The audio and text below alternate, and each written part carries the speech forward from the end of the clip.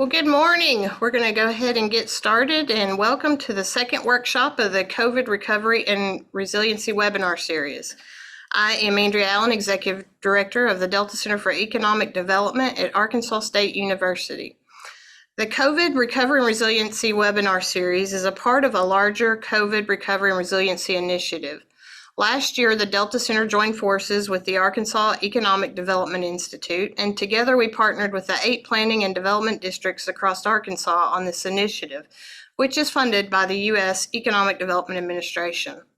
The focus of our workshop today is navigating federal and state resources. You will hear from a representative with the U.S. Economic Development Administration, a panel of federal agency officials, about opportunities, resources, and tips for grant applications.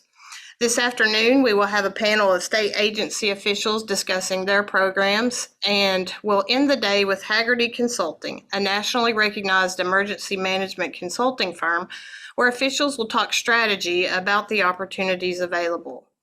We have another workshop scheduled for this Thursday, and it's themed Rural Healthcare Challenges and Solutions. The Federal Office of Rural Health Policy and Executive Director of the National Rural Health Association will present, along with the UAMS Psychiatric Research Institution, NYIT, the A-State College of Osteopathic Medicine, Delta Regional Authority, about the Department of Defense Innovative Readiness Training Opportunities, and the CEO of Innovator Health.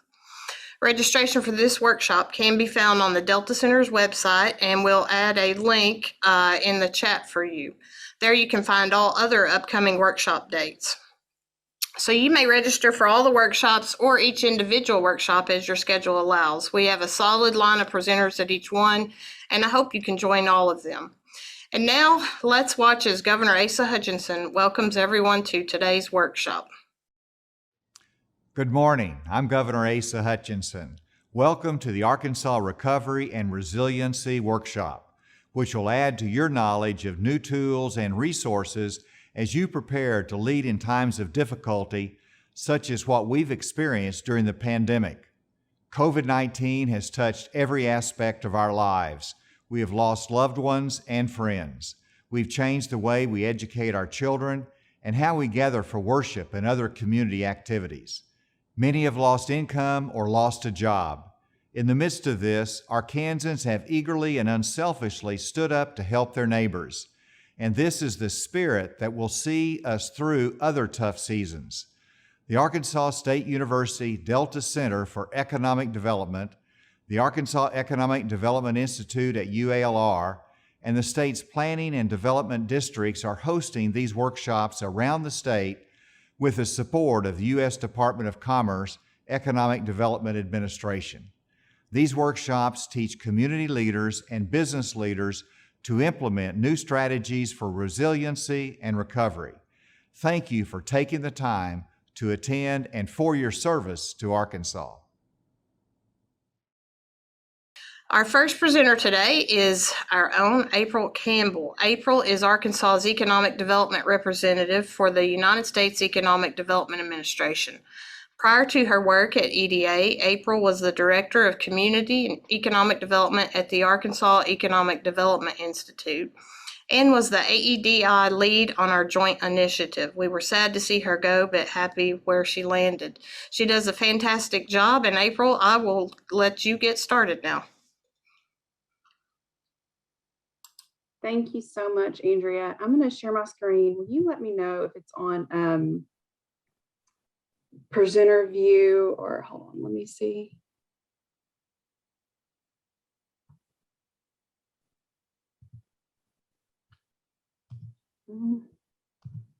Okay.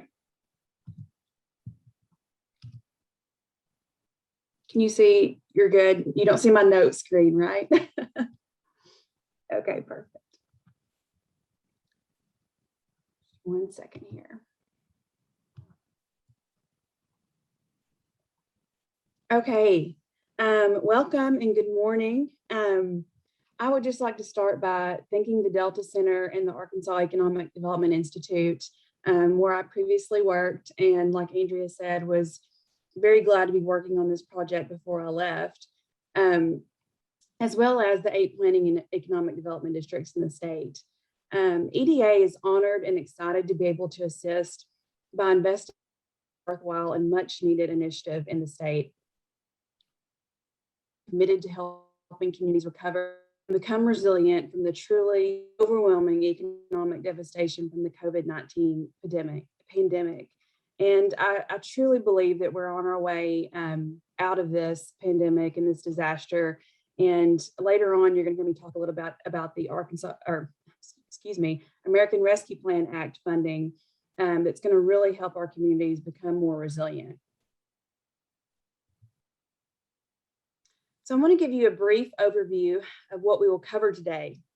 I realize that some of you may know who EDA is and but for those who are new to hearing about us, I want to go over our mission really quick, what we do, who we are, our investment priorities, what programs make up our portfolio, who is eligible for projects, and finally, a quick overview of the American Rescue Plan Act that was appropriated to EDA for disaster resiliency purposes.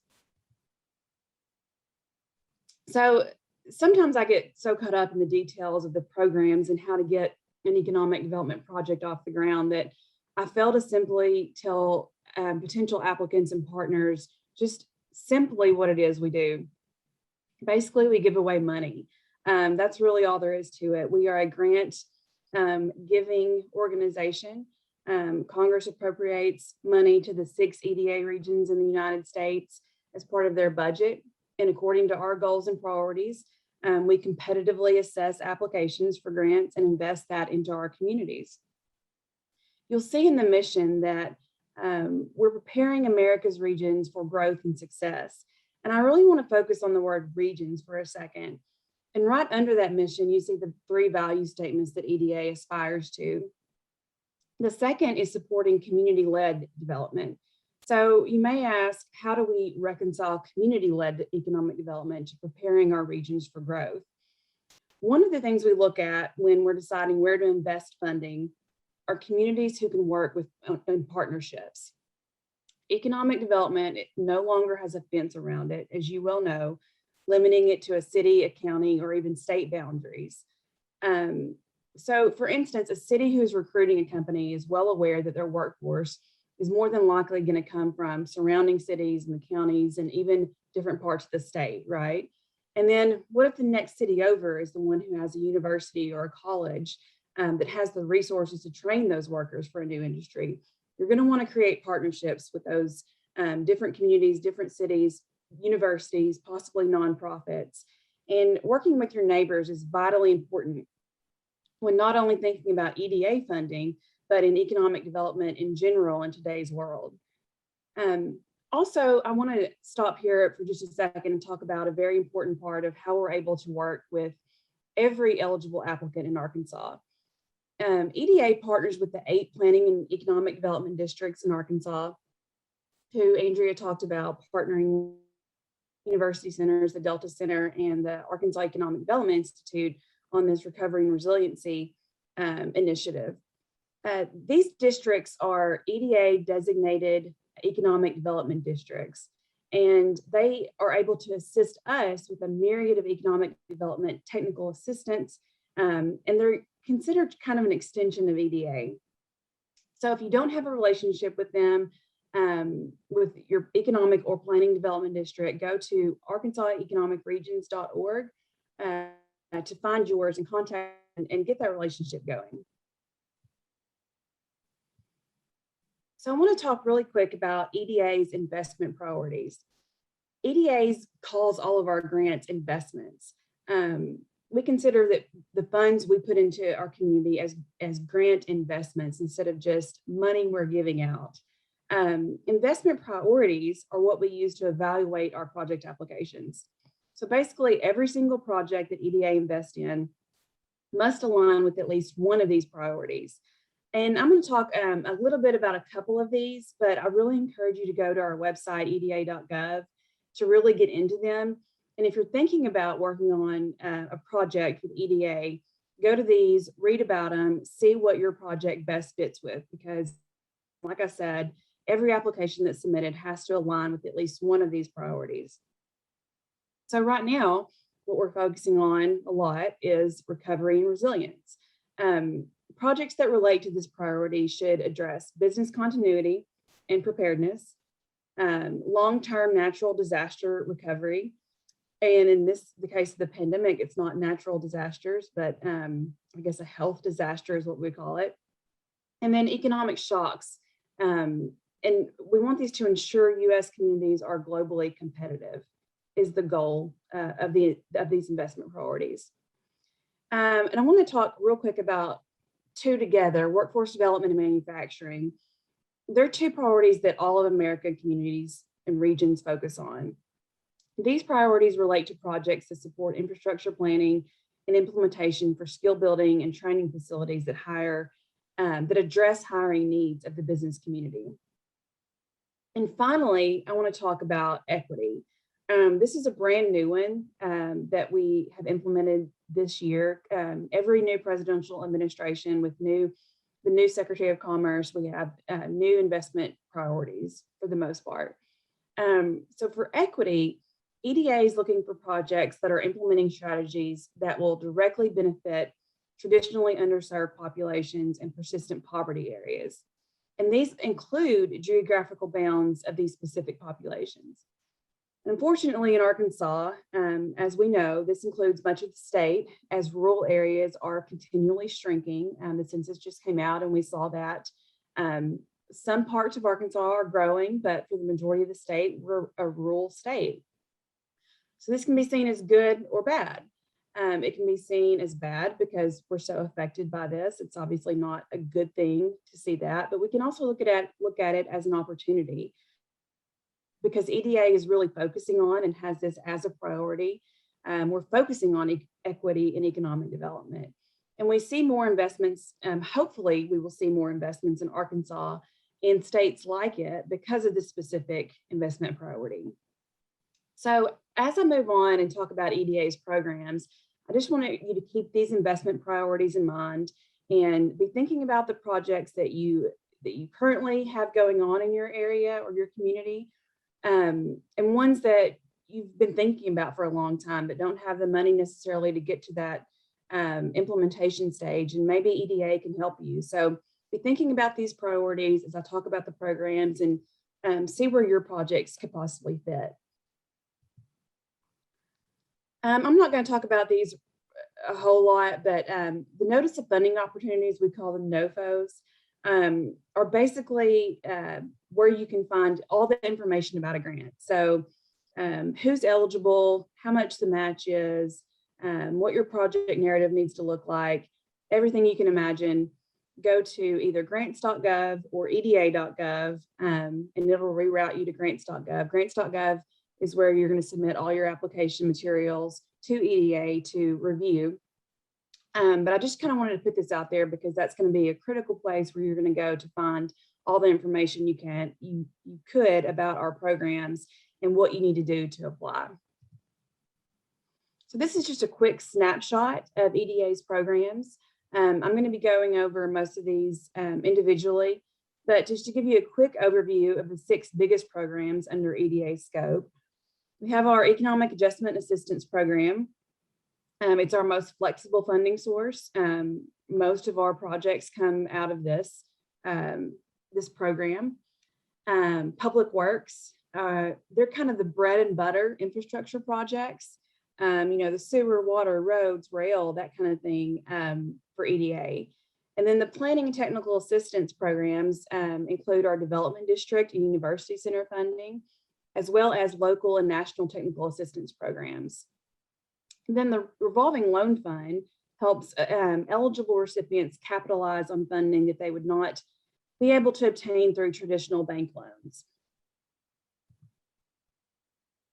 So the Planning and Technical Assistance Program, I talked a little bit about the Economic Development Districts earlier, and through this program is how we're able to supplement our partnership with them in order to assist EDA in providing project development and technical assistance services to applicants.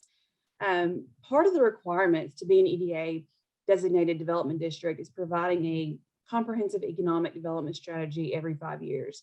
And so we were able to provide assistance to our economic development district partners in order to create these comprehensive economic development strategies, or CEDS, as we like to call them. This process is a cornerstone of EDA programs and is designed to engage individuals, organizations, local governments, and private industry in the district to build capacity and guide the economic prosperity and resiliency of a region through comprehensive strategic planning. Each and every application that comes to EDA must be able to show a clear connection to at least one goal laid out in the strategic plan. And I've never seen a project that's come through that is competitive, that can't somehow connect to one or another goal in one of the CEDS for the economic development districts. Next is our University Center program.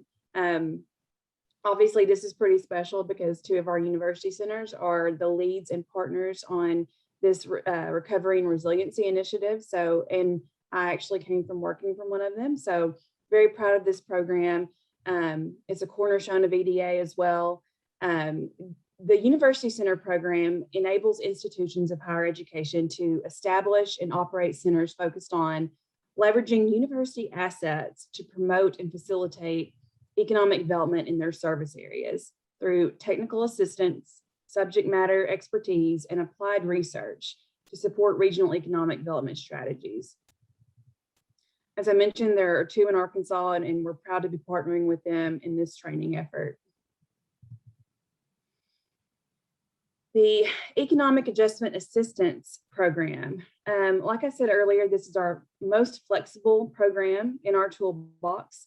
The EIA program can address a variety of economic development needs, including strategic planning, technical assistance, construction and physical infrastructure, and like I mentioned, capitalization of revolving loan funds and disaster recovery needs. These funds are available to regions experiencing adverse economic changes suddenly or over time. When you're thinking about a project for the economic adjustment assistance, think about a steep decline in manufacturing employment due to a plant closure, a change in trade patterns, a military base closure or cutback of services, environmental changes, and even catastrophic natural disasters. Some of the criteria we use when deciding if projects receive economic adjustment assistance funding is the ability of the proposed project to realistically achieve the desired results in a timely manner, creating jobs in a timely manner, and the ability to catalyze other additional resources like state or federal funds or private investments. And we also look at the relative economic distress of the region. So our public works program, I mentioned before, this is sort of our bread and butter of EDA. These are the projects that assist communities in attracting new industry, encouraging business expansion, diversifying local economies, and projects that generate or retain long-term private sector jobs, and jobs that are good paying as well.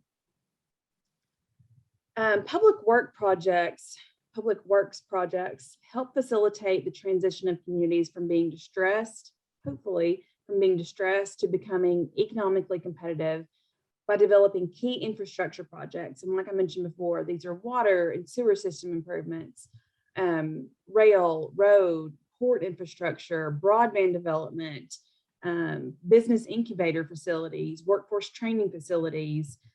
These are construction projects, critical infrastructure projects, if you will. A competitive public works project will indicate alignment, like I said, with an economic development district comprehensive economic development strategy and at least one of EDA's investment priorities. And I'll mention that all of our programs have to relate back to at least one of the EDA's investment priorities, and also relate back to a goal in the comprehensive economic development strategies. I know I'm saying that a whole lot, but that's really the one thing that's going to set you apart from other applications, is how well you can tie your project to the CEDS and to EDA's investment priorities.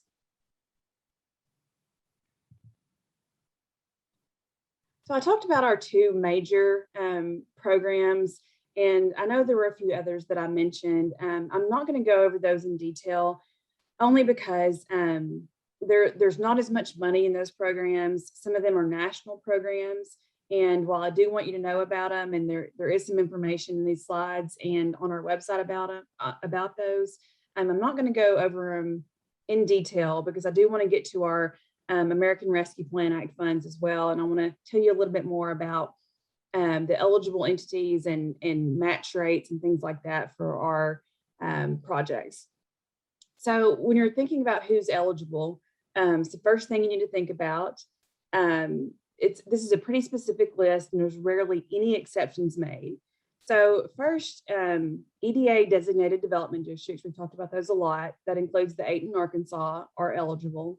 Federally recognized Indian tribes, local governments such as cities, counties, and state government agencies, and political subdivisions. So this includes special purpose units of state or local government that are engaged in economic or infrastructure development, like regional water and sewer districts, airport commissions, and port authorities. And also public institutions of higher education and most nonprofit organizations are eligible for EDA funding. EDA does not provide funding to for-profit institutions or businesses or to individuals. What we do want is for these eligible applicants to use EDA investments to spur economic growth and private industry investments. I'm going to skip this slide. I think Mary Margaret's going to send these out so you can read about some more eligibility requirements, some very specific things there that you would be interested in. Really quick about matching funds. For most of our regular programs, matching funds start at 50%. And disaster or special condition programs start at 80%. So all of if you've heard about the CARES Act funding was 80%, and all of the American Rescue Plan Act, which we call ARPA, I'll call it that from now on, starts at 80%. So the two things that you have to show in our regular funding programs is either, you can pick one, actually you can pick 3, unemployment. So the service area that you're looking at, the city, the county, the region, whatever area you're looking at for this project has to be at least 1% or greater than the national unemployment average, or the per capita income has to be 80% or less than the national average. And a partner of EDA's is statsamerica.org. We actually helped fund Stats America to keep up with the data they use for measuring distress. You can go there and get these numbers right off the bat to see if your entity or your area qualifies, what amount of matching funds it qualifies for. So real quickly, I want to go through kind of how the application process and application review process works for EDA. So the first step usually begins talking with the applicant or a development district, working with the applicant, meeting with the economic development representative, that's me, for Arkansas, or for that assigned state or area. This meeting could be the first inkling of an idea of a project, all the way to one that has already has a scope of work and budget planned out to everywhere in between. Working with the EDR, the applicant will submit the full application. The EDA regional office will do technical reviews to address any deficiencies. Then our review committee reviews applications, and this is done on usually a rolling basis. With CARES Act and ARPA funding, it's a little bit different. It could be multiple times a month. It could be every other month. It just kind of depends with as much money as we've gotten recently, how that works. And then they decide whether an application moves forward for further consideration or is denied. Then full legal and engineering reviews are done, and the applicant provides further information if required. Finally, the award is accepted and implementation on the investment begins. And real quick, just 5 key things to think about when you're applying for our either public works or economic adjustment assistance program. One, decide if your area meets that distress threshold. Go to statsamerica.org, put in your county or your zip code or your census tract and see if it meets that threshold. If it doesn't, call me and talk to me. We can maybe see how we can figure out if the labor shed or something like that can be considered for a project to look at to see if that distress level will meet our requirements. And then obviously I've talked about this a whole lot. It has to align with the regional SEDS. Get with your economic development district or me to see if your project would align with that comprehensive economic development strategy. And again, the eligibility improvements must be publicly owned and operated. So, you know, it's a reason we don't do a lot of electricity or gas projects, because those are usually owned by larger privately owned companies. And then finally, the two things that we look at first in applications that make them most competitive is the application or the project must result in job creation or retention and or private investments. So moving on to our American Rescue Plan Act grant programs. So one thing I want to talk about with ARPA is that all of these, like I said, have to go back and relate to the Resiliency Act priorities in some way. Unlike with our CARES Act projects, they had to have a direct tie to COVID-19 or the pandemic in actuality. These just have to relate to resiliency somehow and any other investment priority of EDAs that it could relate to.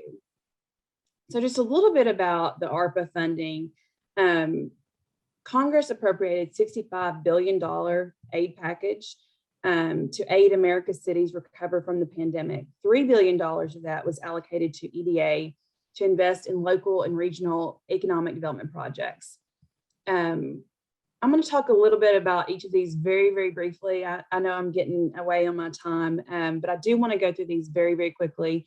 And I want you to be thinking about projects that are close to shovel ready, or that you have a good idea about, or you've been wanting to start for a while now, that you just need that last bit of funding to make it happen, because there's not a better time than now. We have never seen this amount of funding before to EDA that Congress has appropriated, and we likely never will again.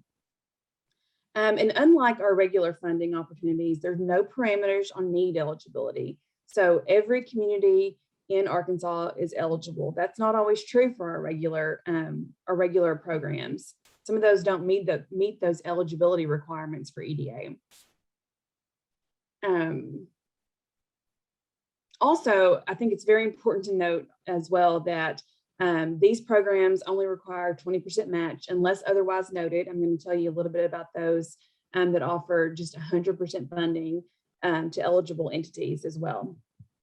So the 6 programs under ARPA were broken down into to these specific programs. So travel and tourism, good jobs challenge, economic adjustment assistance, indigenous communities, the Build Back Better regional challenge, and statewide planning and research networks. You can see there how much money was devoted nationwide to each program. And I'm going to go ahead and start talking a little bit about these. So on to travel, tourism, and outdoor recreation. As we all know in Arkansas, as well as around the country, the pandemic wreaked havoc on the tourism industry. $510 million is being directed to state block grants for this program. Arkansas was allotted just over $3 million, and the Arkansas Department of Tourism is currently creating a plan for these funds. And then the challenge portion of the travel, tourism, and outdoor recreation program received about $240 million. So those are going to be competitive grants, an 80% grant rate, and then any eligible EDA entity is available to apply for these. They can fund such projects as infrastructure for parks, trails, and other tourism-related projects, workforce development programs, and other projects that support recovery and resiliency of the tourism industry. The Good Jobs Challenge, and I want to mention right off the bat, this is a 100% grant So you get all of the money, you don't have to provide any for this. It's a nationally competitive program whose aim is to establish or strengthen regional workforce systems. The premise is a 3-phase program. Each phase has to be evaluated by EDA before you can move on to the next phase. And the first phase in the program is system development. So helping create a workforce system of partnerships in the area of workforce training. And then comes the second phase is program design, which is designing the program, curriculum, and securing the technical expertise to train workers.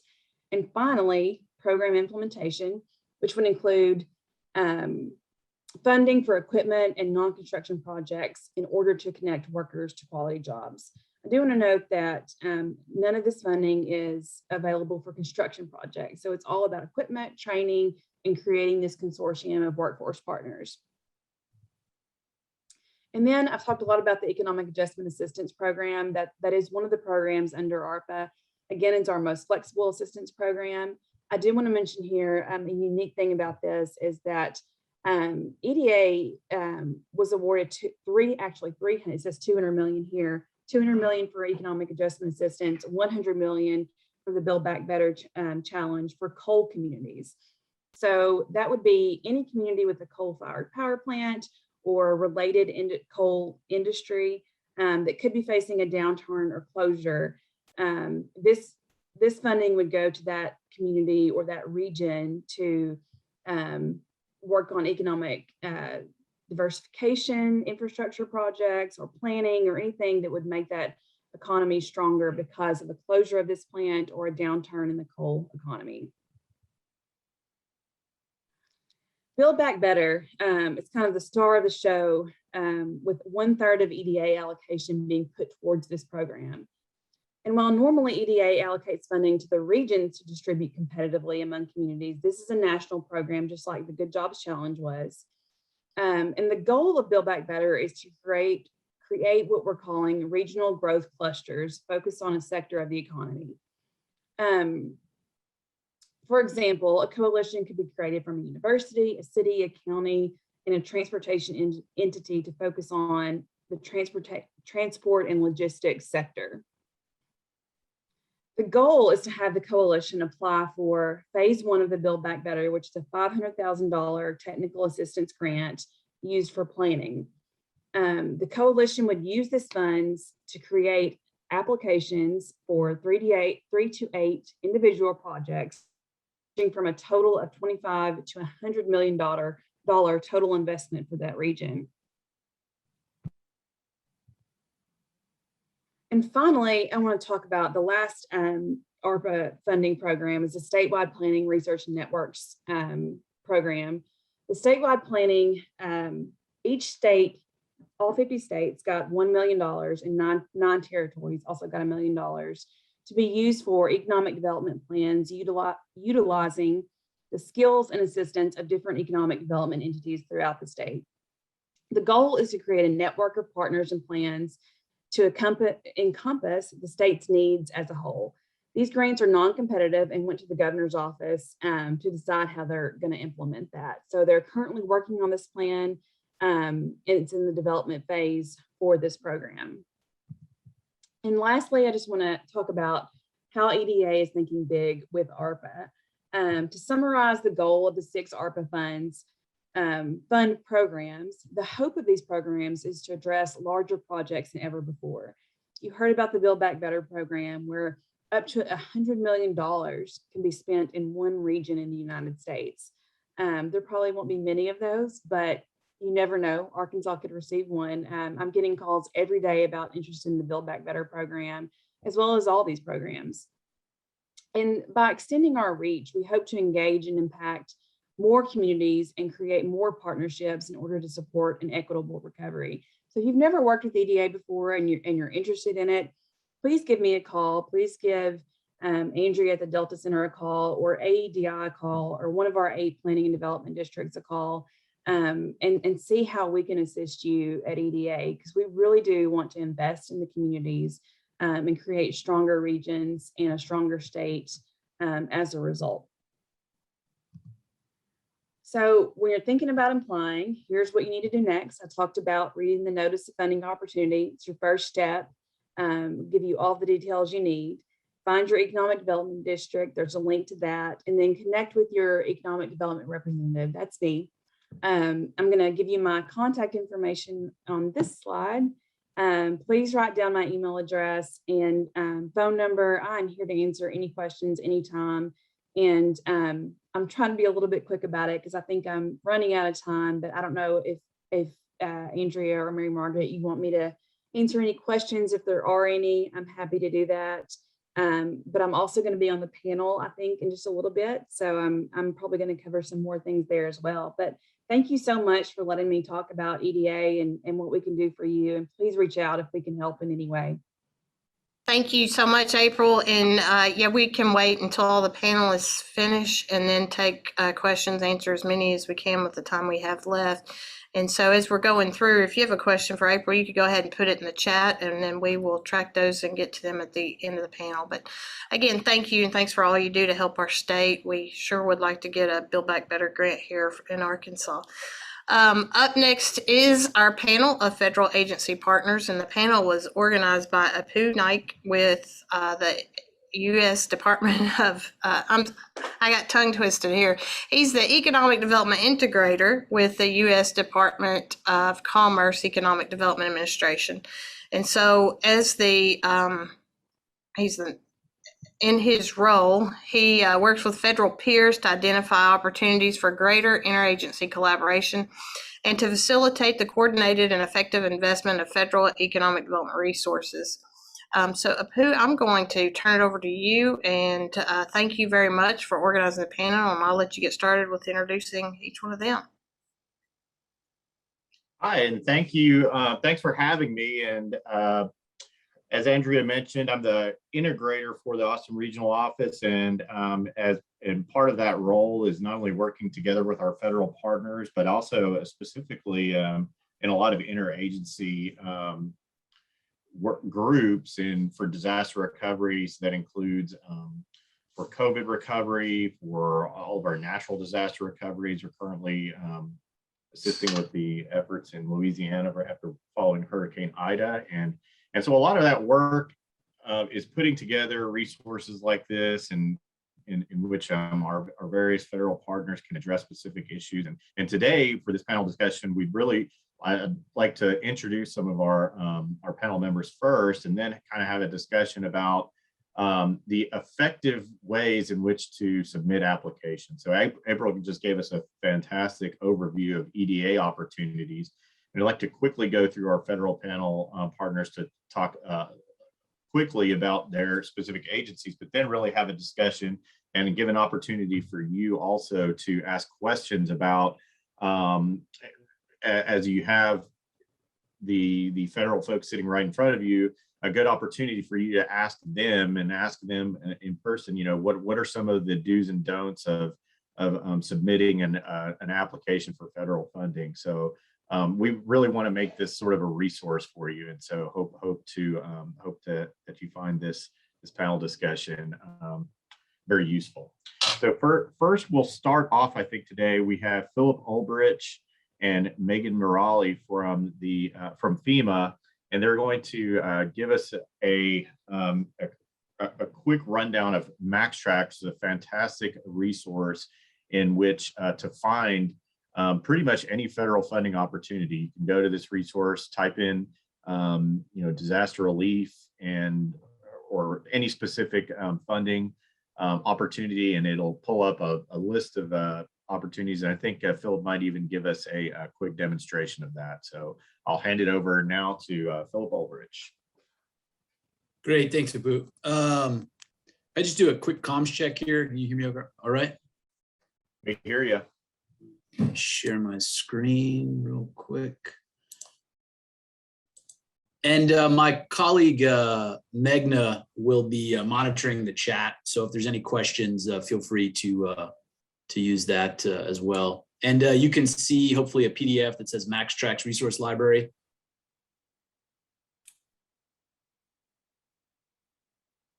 Yes, we can see it. Perfect. All right. So essentially what we've done is it created sort of a web-based database of various federal resources, bucketing them by specific types. And the reason we sort of took this initiative on, as you can imagine, being FEMA, going from different disaster to disaster, there was sort of disparate lists and sort of different databases, where a lot of this information was captured. And so we kind of, pulled all of those different resource lists together and then housed them in MaxTrax, which is it's a software from a company called Atlassian. But essentially each line item resource is an individual item in the system. And then, we have it flagged for, eligibility and funding type, and then the specific information, related to the contact for that particular resource. We have them bucketed in these distinct categories. Obviously, financial are sort of the bulk of them, technical support, informational, educational, and then this kind of material. There are a few in the resource library specific to that, but that's more kind of, think of like goods in kind, or potentially like sort of hardware or materials being used for a particular disaster. We have a group based at FEMA headquarters that have active subscriptions to grants.gov, and they're culling through other resource websites, sort of pulling that information out as it's relevant to disaster field operations, and then putting that into the resource library. And then I'll just go ahead and jump into, can you see my screen okay? Yeah, looks good. All right, perfect. So this is an internal dashboard in the system, and it can be a little bit daunting at first because there are thousands of records in the system. But as you can see here, couple sort of banners at the top, going back to those particular categories of how the resources are sort of bucketed. We can choose different topics depending on how they are marked in the system. If we had, deadline specific information, and then we really can get into the weeds of, CFDA numbers, or if there's cost shares associated with it. Obviously during the COVID environment, we had to sort of flag various resources that were specific to COVID and sort of operations around that. Sort of moving down the list here, we can look at, regional specific resources. And then if we wanted to see if they were specific to a state, such as Arkansas, or, maybe a neighboring state in your region. If we knew the particular agency that we were looking for, we can mark it by that. Let's just undo this. And as you can see, the dynamic system, and so you can sort of update these particular filters to narrow your focus on the particular resources that you would like to see. So if I chose housing, then you can see that it winnows away down to more housing specific resources. It is a whole lot of information in the system, and I think that's the sort of biggest hurdle in the beginning, because it is kind of just a vast amount of information. The nice thing is we do have the ability to generate resource reports. So if we do some filtering and specific focusing of resources, we can export a PDF report with sort of the particular pieces of information that are important to our specific resources that we're looking for. You can look at the application process details, and let me just drill into one of these real quick. Hey, Philip, I think you're sharing Adobe Reader only. Can you reshare to like a web browser or whatever your dashboard's in? Yeah, let me see here. Sorry about that. Can you see that now? That's great, thanks. Perfect. So you should be able to see the disaster resource library home. Yes. All right, perfect. So as I was saying, I just go drill into one of these particular resources here. Whole host of information related to that particular resource. The min max awards, the specific eligibility, get into the weeds of the application process. If there's, relevant contact information, if there's specific sort of strategic alignment for that particular resource, this one is for economic housing and community planning capacity building. And then, other sort of topic related information. And I'll show you a sample report here. We have sort of bucketed templates that we can use and pull information directly out of the system. But, this one was specific to COVID supplemental resources. And, we have, the basic program title that's hyperlinked, the specific resource provider or given agency, general description, eligibility for particular applicants. And then if there was, again, any deadline information. So I'll stop there. I know that was sort of a quick and fast explanation of the system. You're also able to, be sponsored into the system, and you can sort of run your own resource reports, or we're happy to facilitate sending you reports as well. So. Yeah, and just to kind of jump in and reiterate what Philip was saying, this is Megna here. The information that we get and that is input into the library is oftentimes from existing public records or public pages. And so we do go through a validation process before putting something on like that FEMA.gov page that he just displayed, just because we want the agencies to be aware of what we're posting on our site and make sure that everything's accurate, or if they have any details that may not have been published, we can incorporate that on our site as well. And so it is a interagency effort as well to make sure what we have in the library is sound and is not and is pretty objective. Yeah, thanks, Meg. That's a very very good point. So.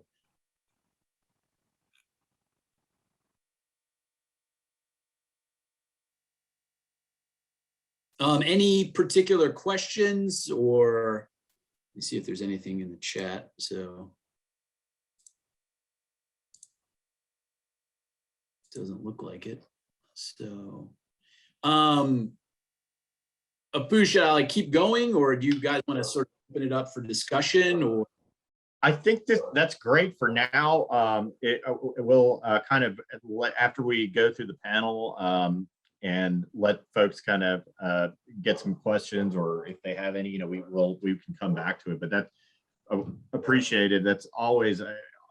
Every time that we've seen this, it's always gets a really great response, because it really is a one-stop shop for all federal resources. So thanks very much again for that, Philip. Yeah, Next, absolutely. Thanks. Next, I'd like to introduce Frank Sluka from the Employment and Training Administration from the U.S. Department of Labor. Frank, are you there? I'm here. Hello, Apu. The Employment and Training Administration does exactly what our name implies, but at the same time, we do nothing except fund people to do things. So I hope you're familiar with the American Job Center Network. They go by various names in different states, and for some reason I'm drawing a blank right now. In Arkansas, if I weren't on camera on mic, it would come to me no problem. But we fund the Arkansas Division of Workforce Services to provide job seeker assistance, job training, unemployment insurance, and various related programs. They in turn fund local workforce development boards to operate one-stop career centers or American Job Centers that help workers find jobs and businesses find skilled employees they need, and to get them the training to make those jobs good jobs.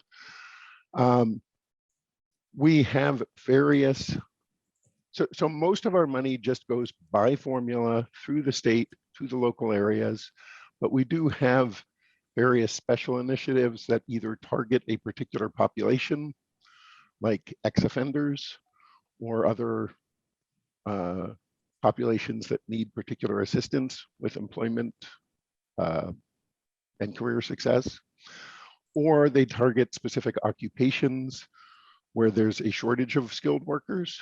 So a lot of times we'll target things to healthcare or construction, or IT. Those are three of the most common ones. All of those funding resources that are available competitively to organizations like community colleges, community-based groups, things like that, are advertised on grants.gov. I presume most of you are familiar with that and registered and have searches that alert you when particular funding opportunities become available. If you do not, please familiarize yourself with grants.gov. In preparation for today, I spoke with our guru in our headquarters, the woman who oversees all of our procurements and our funding opportunities. And I said, what would you tell people if you were going to be in a setting like this? And she said, the most important thing that people seem to just err on is they don't read carefully the due date and time of a competitive funding request. When the funding opportunity announcement goes out, read very carefully when it must be submitted, and if that's Eastern time or Central time or something else.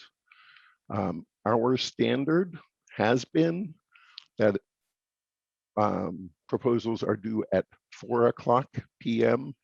Eastern time, usually on a Friday.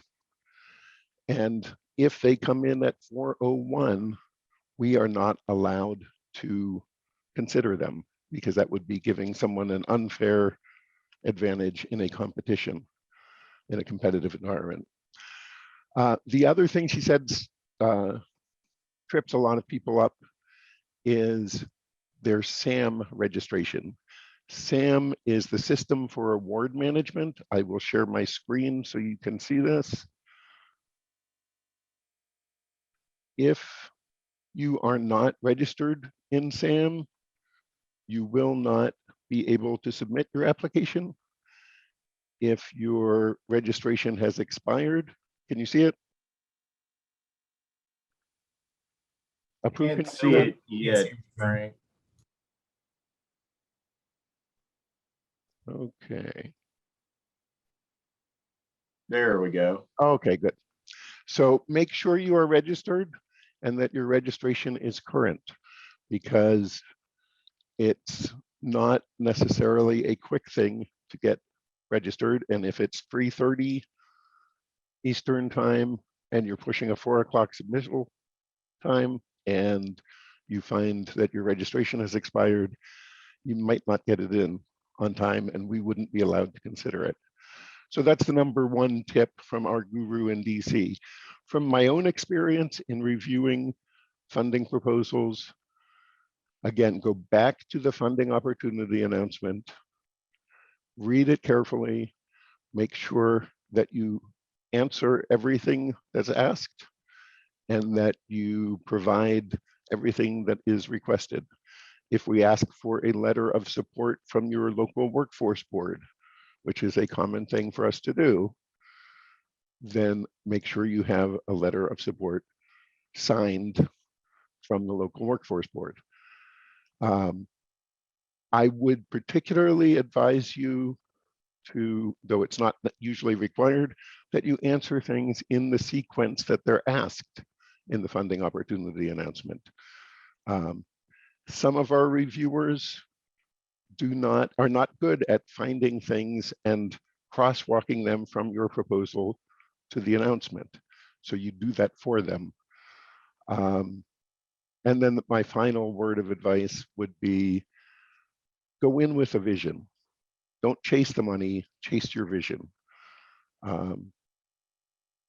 If you know what you want to do and you find opportunities that match that or match pieces of that, great. If you're just browsing the opportunities and say, oh, I can do that, you're not going to get to where you want to be. Again, I think a lot of these are things that you know, but I just want to reinforce them.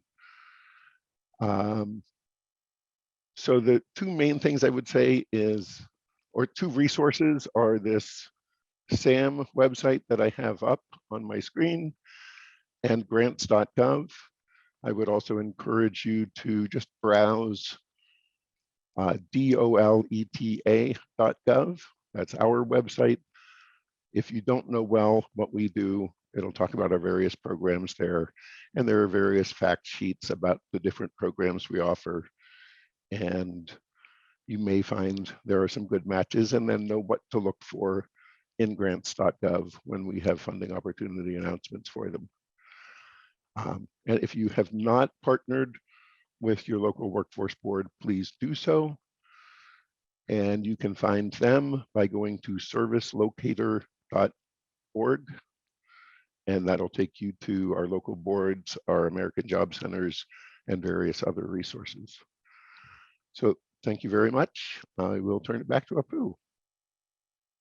Thanks very much, Frank. Some great tips that seem so simplistic, but you'd be surprised how many people missed the mark on that. I was just reviewing 9 applications and for federal grant, and almost every single one of them had SAM issues. And so even though it seems like very self-explanatory, it is not. And so I think those are some great tips there. And I'll tell you, early in my career, before I was a Fed, when I was applying for funding resources, it was a huge eye-opener to me when I got feedback that I didn't tell them where I answered the question. I just answered it.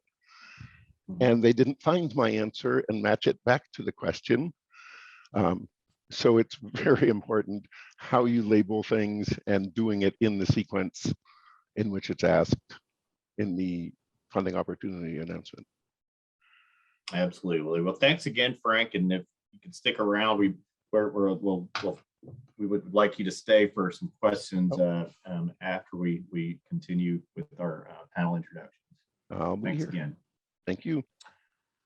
Next, I'd like to introduce Danny Hoots from the Farm Service Agency, U.S. Department of Agriculture. Danny, are you there? I'm here. Can you hear me just fine? We can. Thanks for joining us. Yes.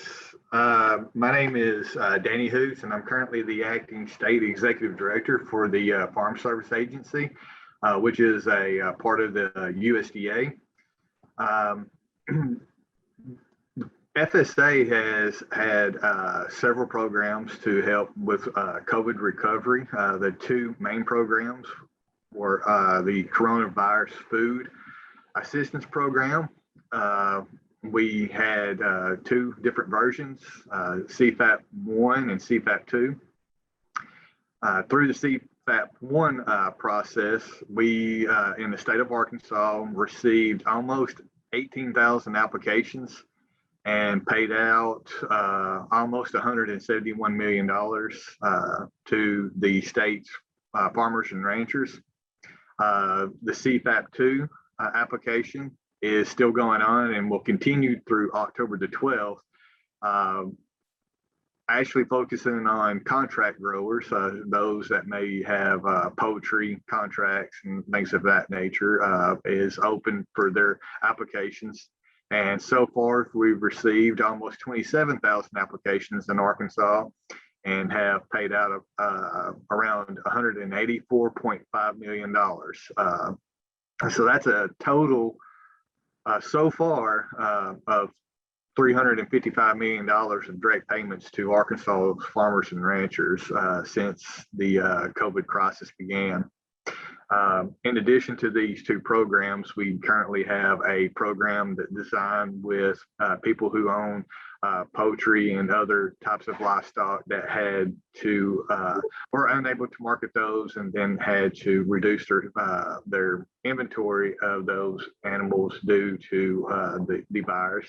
That is currently going on with the sign-up deadline of October the 12th.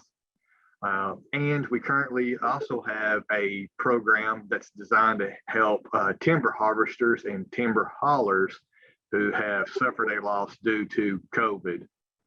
And so you can go to your local FSA office and sign up for those programs to receive payments and assistance for those losses. And that particular program application deadline is October the 15th.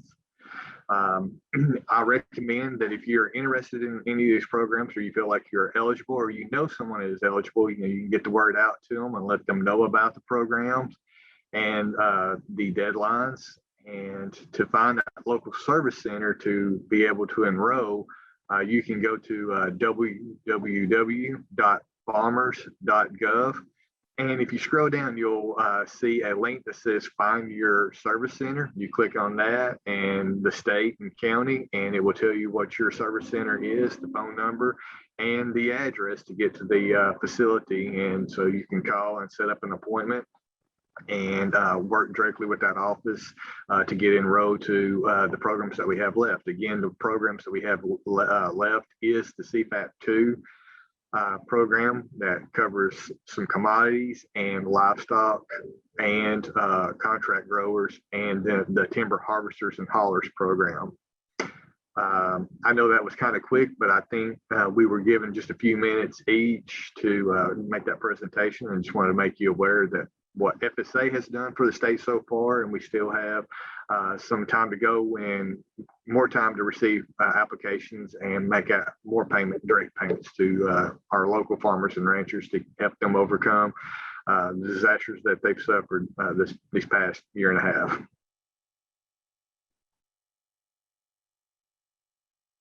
Thanks very much, Danny. Next, we have Mike Sullivan, Natural Resource Conservation Service from the U.S. Department of Agriculture. Good morning. Can you hear me okay? We can. Thanks for joining us. Very good. Let me see if I can share my screen here.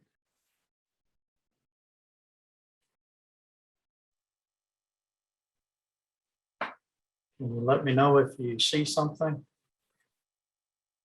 We see it good. I'm trying to get it in presentation mode. There we go. I'm Mike Sullivan.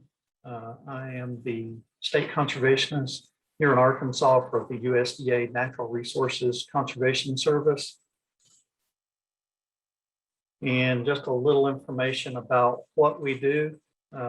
We provide technical and financial assistance to individuals and communities to protect natural resources.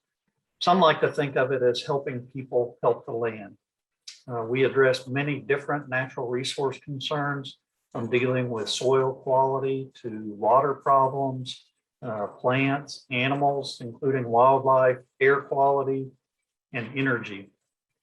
Our technical services and assistance are provided on a request basis, depending on staff availability, and then funding for implementation of projects is available through several programs competitively.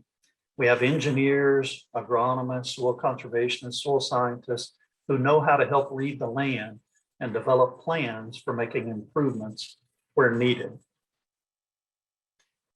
Since back in the Dust Bowl days of the 1930s, we've been working in a partnership effort providing federal support to address local needs. There are local conservation districts in every county throughout the state that establish local priorities. And we're co-located with most of them for a seamless local and federal presence and support system. We also work with other local entities, cities, counties, our state Department of Agriculture and its supporting divisions such as the Natural Resources Division, Extension, universities such as ASU, and nonprofits and community-based organizations. Our current priorities at the national level that we've integrated here at the state level include working on climate smart agriculture and forestry. That's kind of a complicated word when you think about climate smart and climate change, but there's a lot of low-hanging fruit where our producers are needing assistance with practices dealing with soil health, nutrient management, rice, dealing with irrigation, or even healthy forests that also just happen to store more carbon. And so there's a really good fit there. We've just had a pilot program this year in 9 counties based on existing demand from our underserved communities. Next one is social justice and equity. For several years, we've tried to make an extra effort to ensure our services are available to all. We've had an emphasis in the economically depressed areas and counties of Arkansas. We've accelerated assistance there, and we're continuing to find ways to do more work with the underserved producers and communities in rural parts of Arkansas. Urban conservation is a growing interest here in the state and nationally. More and more interest in food production within the city limits. We're working with several partners in Central Arkansas through conservation districts and RC&D councils in Fort Smith, and with community-based organizations in rural areas dealing with food deserts. And then when you just look at in Arkansas, what are the priority resource concerns? Most of it focuses around water, groundwater decline. To be able to maintain irrigation and drinking water is probably the top priority. Water quality from non-point source pollution, flooding, and then also working on soil health and wildlife concerns. There are opportunities for communities to receive assistance from our programs after disasters such as flood events. We have an emergency watershed program. For those that are eligible, we can engage that and provide some assistance in repairing eroding stream banks, for example, where there may be infrastructure that is threatened. We also have a small watershed program where we look at watershed protection and flood prevention. And currently, most of our activity is funding and assistance to build irrigation projects in the Biomeda and Grand Prairie irrigation areas, again, to address the groundwater decline program. We have another newer program called the Regional Conservation Partnership Program. This is an opportunity to leverage non-federal resources with federal resources, be a little more creative in addressing your local needs. And as an example, the Nature Conservancy sponsored a project on the Buffalo River, and we're working there with agricultural producers to implement practices, but we're also dealing with erosion from unpaved roads. And so if you'd like a little more information, just as Danny mentioned, we have local field service centers. In fact, in most cases, we're co-located with FSA as well as our local conservation districts. Here's websites and information where you can get those contacts. You can also contact me directly via email as provided here, or give me a phone call. And we'll look forward to any additional discussion where there may be interest. Thank you. Thanks very much, Mike. And finally, I'd like to introduce Stephen Mosher, Rural Development, U.S. Department of Agriculture. Are you there, Stephen? I am here. Good morning, everyone. I'm going to try to share my screen real quick. If you would, let me know if you can see it okay. We can see it.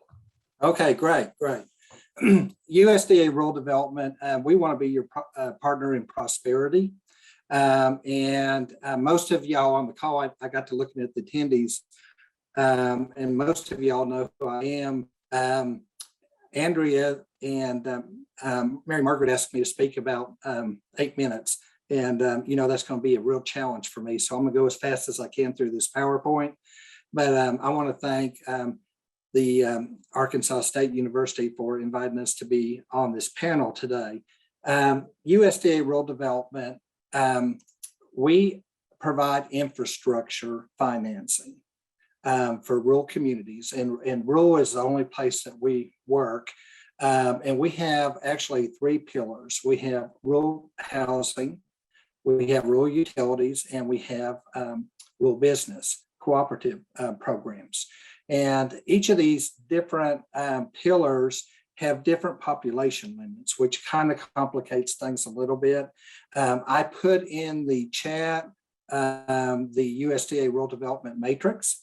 I also put in the chat the USDA Rural Development COVID Resource Guide that we created from the Innovation Center out of Washington, D.C. I was part of that team that worked on that earlier in the beginning phases of COVID. I also sent Mary Margaret and Andrea a Arkansas matrix. And I don't know how exactly they're going to share that with everyone, but it has all the contact information across the state of the area directors and program directors. And depending on where you're located and what program you're applying for, depends on who you need to speak to. So I'm going to kind of talk about that a little bit as we go through this. On the Rural Housing Service, Cheryl Ivy is our program director, and we provide housing assistance through either guarantees, direct loans, or rehab assistance.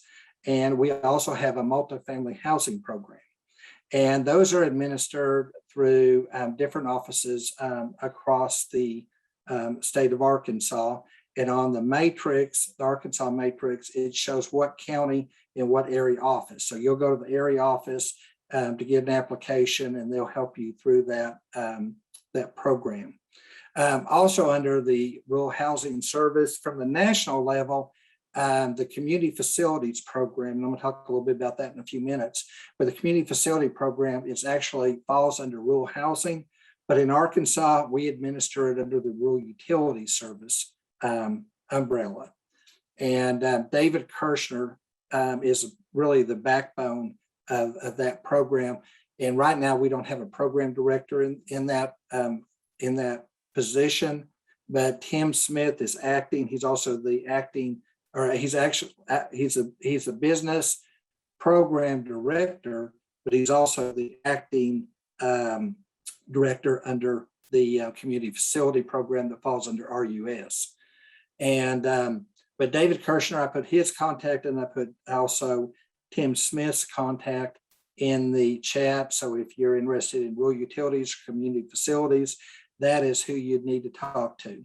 But under the community facility program, we can do for finance, childcare centers, fire and police stations, hospitals, libraries, nursing homes, assisted living centers, schools, first responder vehicles, all kinds of anything a rural community needs. We've done tornado shelters, turnout equipment, and just about anything a rural community needs. In the community facility program, the population limit is 20,000. The rural housing program, the population is 35,000 population. And then when we get down to the rural services, rural utility services, we finance water and sewer, treatment plants, electric power, telecommunication services.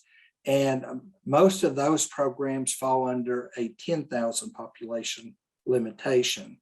And then under the rural business and cooperative service, there's actually 17 different programs to help rural residents in rural communities provide job training, to get guaranteed loans to obtain capital, to start a business or expand a business. We have technical assistance, loans and grants. We do some education and entrepreneurial skill programs. And the population limit for almost all of these programs under rural business is 50,000. We also have a value added grant program that also helps farmers to expand marketing opportunities and to gain access to different markets by expanding and adding value to their agriculture commodity. Rural development priorities are the COVID-19 impacts. We are trying to assist rural communities in recovering economically from the impact of COVID-19 pandemic, particularly disadvantaged communities. We also are focusing on equity, ensuring that all rural residents have equitable access to rural development programs and benefits from rural development funded projects. And then we also have a third one, priority climate impacts. and reducing climate pollution and increasing resilience to impact of the climate change through economic support to rural communities. We have a program under the Rural Services umbrella, rural business umbrella, that is REAP, Rural Energy for America program, which is a 25% grant program. Under our community facility program, I wanted to go back to it, talk about a little bit more in detail. Community facilities and direct loans and grants. Again, the population limit is 20,000. The grant eligibility is based on the median household income of the area to be served. Currently, we have a health facility or rural health care grants under the COVID relief of $500 million, but it still falls under the same community facility guidelines. And you can talk to David Kirshner more about that, or I'll be glad to visit with you about that if you have any questions on that, on COVID relief. We also have guarantees programs under community facilities relending program, technical assistance and training grants, economic impact initiatives, rural community development initiative grants, and tribal college initiative grants. Trying to get my screen to move. Back on the rural health emergency care grant, it talks about what is a emergency rural health care grant program. It's a program that provides up to $500 million in grant funding to help broaden access to COVID-19 testing and vaccination, rural health care services, and food assistance through the food banks and food distribution facilities. If you wish to contact us, here is a link that you can click on, and you can also reach out to us to get more information.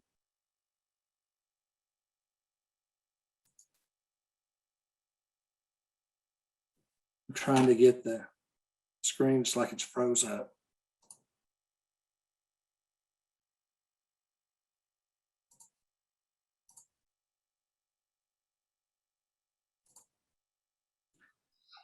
Okay, a little more information on the Emergency Rural Health Care Program. Emergency Rural Health Program is designed to broaden access to COVID-19 and the things I talked about a few minutes ago. There's a Track 1 recovery grant to provide immediate relief to address economic conditions arising from COVID-19 emergency.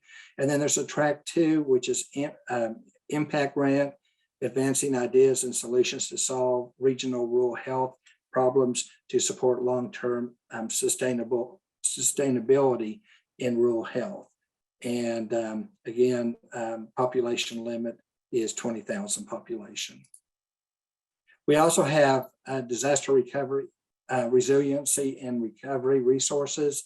There is a guide for rural communities for assistance in reference to that. USDA Rural Development offers programs and services options that can help those impacted by the disaster and support long-term planning and recovery efforts that build for the future, rural residents, businesses, and communities. We have a resource matrix that categorizes rural development programs. I mentioned that earlier. I did put that in the chat under rural housing, infrastructure, and equipment financing, industry and entrepreneur and business, and education training. We've designed in the Innovation Center at Washington, D.C., which I'm part of. I cover the southern 12 states as a program coordinator. We have done some initiatives such as one RD guaranteed loan initiative, and that's where all our guarantee loans are under one regulation to simplify the application process for lenders. We have a rural workforce innovation network. We have a rural economic development innovation called READY. One of the projects we did recently was down in Dumas, helping them design a strategic plan for that rural community. We have rural placemaking innovation challenge. Round one, we had a grant that we made to Windrock International that's working with the city of Lone Oak in England, and there's a couple, Helena, and I think a couple other areas. We round two, we're going to actually have two in the state of Arkansas, and they haven't been announced yet, but will be coming out shortly. We have a strategic economic and community development SEC-D program, and that is a special set of funding that's available to rural communities, but they have to have a strategic plan. And the READY and the RPIC program here helps design a strategic a plan for those communities. We have toolkits that are available for rural workforce, recreational economies, e-connectivity toolkit. And on the e-connectivity toolkit, we're going to have a third round of reconnect for broadband infrastructure that is going to be coming out in the month of October or November. I'm on a team that we're getting ready to roll out a webinar on that shortly. We also have a tribal resource guide for tribal areas, and we have a disaster recovery and resiliency guide. We have some monthly publications by Innovation Matters, and then also you can sign up for grants.gov. The COVID resource success stories, Mary Margaret asked me to talk about those just a little bit. At the Augusta University Research Institute, this is a project that we recently funded to the University of Augusta to address COVID-19 pandemic.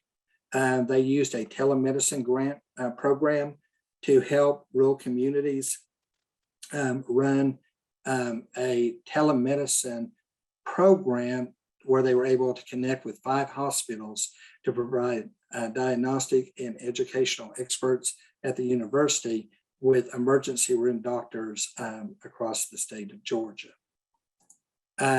Some things we've done in the state of Arkansas recently, Boston Mountain Rural Health Center also received a distance learning telemedicine grant.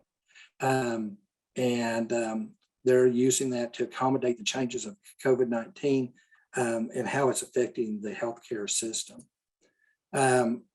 In reference to broadband, Arkansas Rural Internet Services has deployed Farm Bill broadband program in Camden, Arkansas, and they're finding out the request for data and services is greater than anticipated due to at-home work and homeschooling.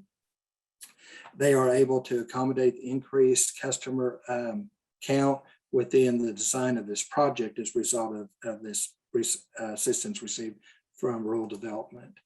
Arkansas Valley Electric Co-op is another one that they are currently deploying fiber to be used to provide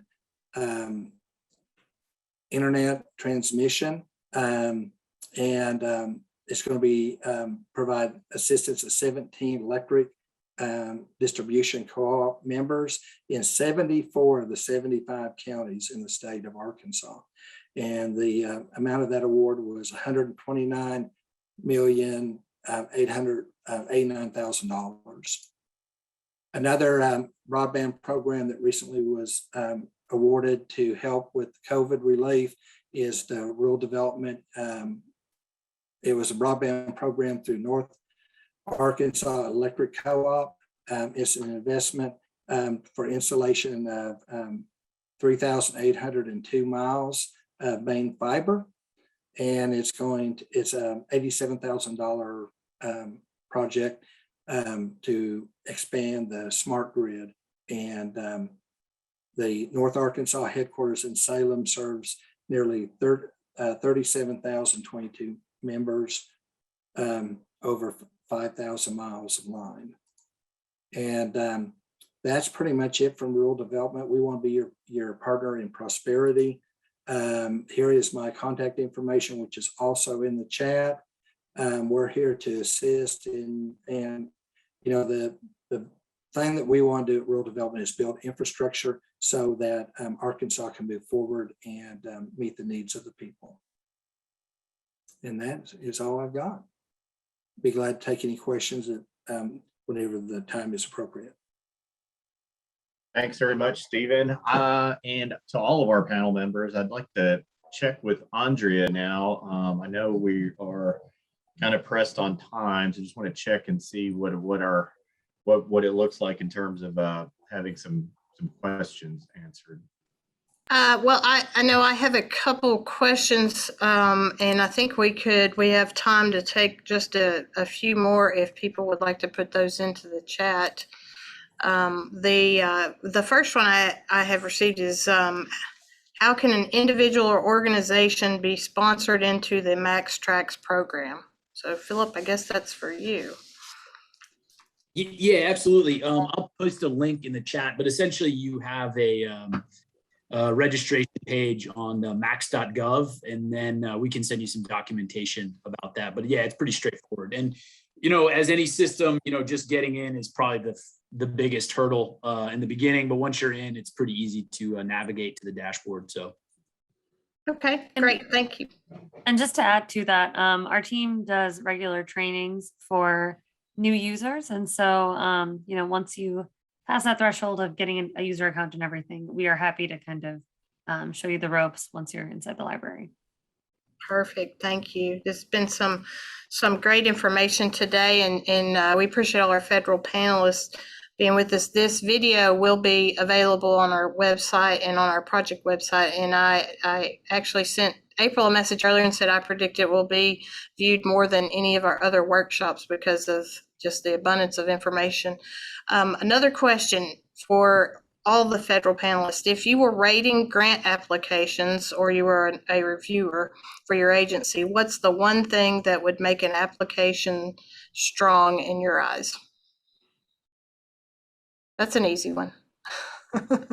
I'll go ahead and start and just say that, and it seems like the most simple answer, but you'd be surprised how many people don't do this, is just addressing the NOFO.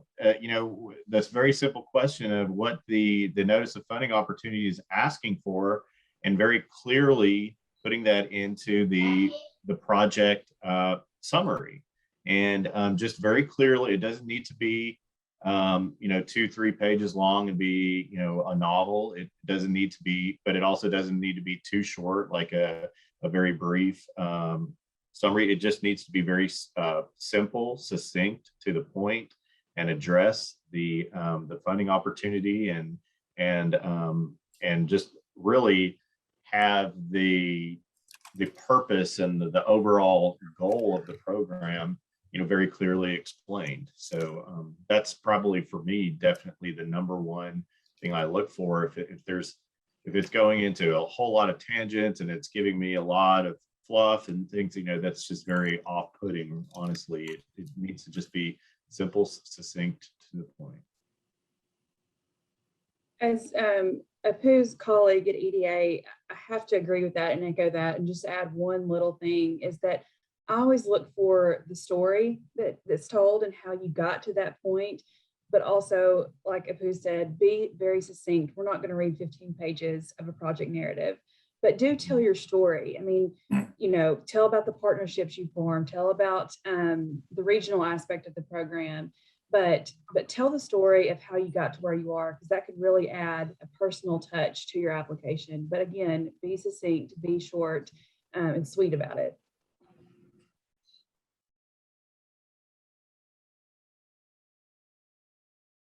This is Mike Sullivan. I agree with those comments completely. Maybe the one piece I might just add to that a little bit, in addition to clearly addressing the priorities in the announcement, it's important to document or state what kind of results you're going to achieve. Get to some measurable deliverables so that we know what you're going to do and be able to measure those things. And Andrea, this is Steve. I'd like to also chime in on that. I thought Frank did a great job of talking about the SAMS number, but also in some projects you need a DUNS number. And whenever you see a notice of funding and you're interested in applying for that project and it refers to needing a DUNS number or a SAMS number, that process takes a while. So don't wait to the last minute. You want to do that first. About go ahead and apply for those numbers if you don't have them. Also, our Arkansas delegation is fantastic about providing letters of support. All you have to do is reach out to them, and if you don't know who to reach out to, contact the funding organization, and we'll tell you, who you can reach out to, depending on the area that your project is going to serve. So anyhow, that's really important. And I want to second what Frank talked about. Don't chase the money, chase the vision. Because I've reviewed a lot of loans and grants on a state level and on a national level, and it's really easy to see if someone's chasing the money or if they're really sincere in chasing the grant. So as we score applications, we determine eligibility. Make sure you're sincere and you really cover what you're wanting to accomplish and state what your vision is. That's very important. And another thing Frank talked about is oftentimes we have had some applications come in for national funding and they missed it because they thought it was 12 o'clock p.m. Central and it was 12 o'clock p.m. Eastern. So make sure you look at the Eastern, look at the time, see if it's Eastern, Central, Mountain or Pacific. And Andrea, also, I was going to mention, I can talk about the Arkansas Community Economic Development Alliance. I've got a PowerPoint real short on that if you feel that would be beneficial. I do think it's beneficial, but Steve, let's let everyone else go ahead and answer this question, and then we could end with you talking about the Alliance, if that's okay. Okay, yeah, that's fine. And I would add to what April said. She said, tell us how you got here. Of course, be clear on your vision and what you've already done to get toward that vision and why you need the resources that we're offering to finish the job. A side note is building on what both Steve and April talked about with partnerships. When we ask for letters of support, what really impresses me is what I would call a letter of commitment, where they don't just say, hey, we think this is a good thing they're trying to do, but we think it's a good thing they're trying to do. And if they're awarded this grant, we will contribute this, or we will help out in this way.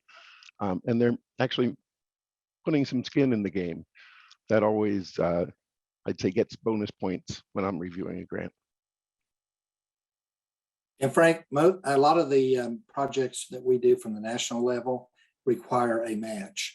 And it's real important to have that letter of commitment, because if you say I'm going to match, so many dollars, it's 15% of the project, and you don't have a letter of showing a commitment of that match, then it gets thrown out. So that's a good point. Thank you. Right. And thank you for making that point, because I've seen those as well, where there is a required match and all we get is a generic letter of support without a commitment to that match. So thank you.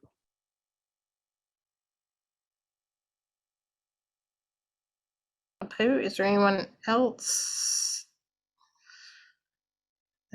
That was all really helpful.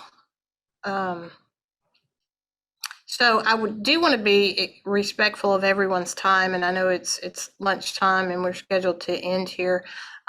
What Steve's going to talk about, I think, is important, but if any of our federal panelists or anyone on here needs to go ahead and get to another meeting or something, feel free to do that. But and thank you, Apu, for putting this together. Very, very helpful. And thank you again to all our panelists. So Steve, I'll turn it over to you and let you take us on to lunch. Okay, well, thank you. What I had mentioned to Andrea when we spoke the other day, and Mary Margaret, is that USDA Rural Development is a partner with many federal, state nonprofits and foundations across the state of Arkansas. And we created, I'm trying to get my PowerPoint to work. We created a Arkansas Community Economic Development Alliance. And I consider this probably the best kept secret in the state of Arkansas. And we're trying to keep it from being a secret. It is a group of volunteers from state and federal agencies, nonprofits, and foundations. And, you know, I've always felt that partnerships are so powerful. Together, we can accomplish more than we could ever do alone. Partnerships expand opportunities for prosperity, and it all starts with relationship creation. The keys to a partnership is to build trust and confidence. Partnership building takes dedication, time, and effort. Always put your partner first. Always be respectful and appreciative. Always keep members of partnerships, keep in mind that they're voluntary. Be transparent. Seek out partners and extend an offer to be a partner. Be open to opportunities and possibilities. It takes time to build partnerships, and it does not happen overnight.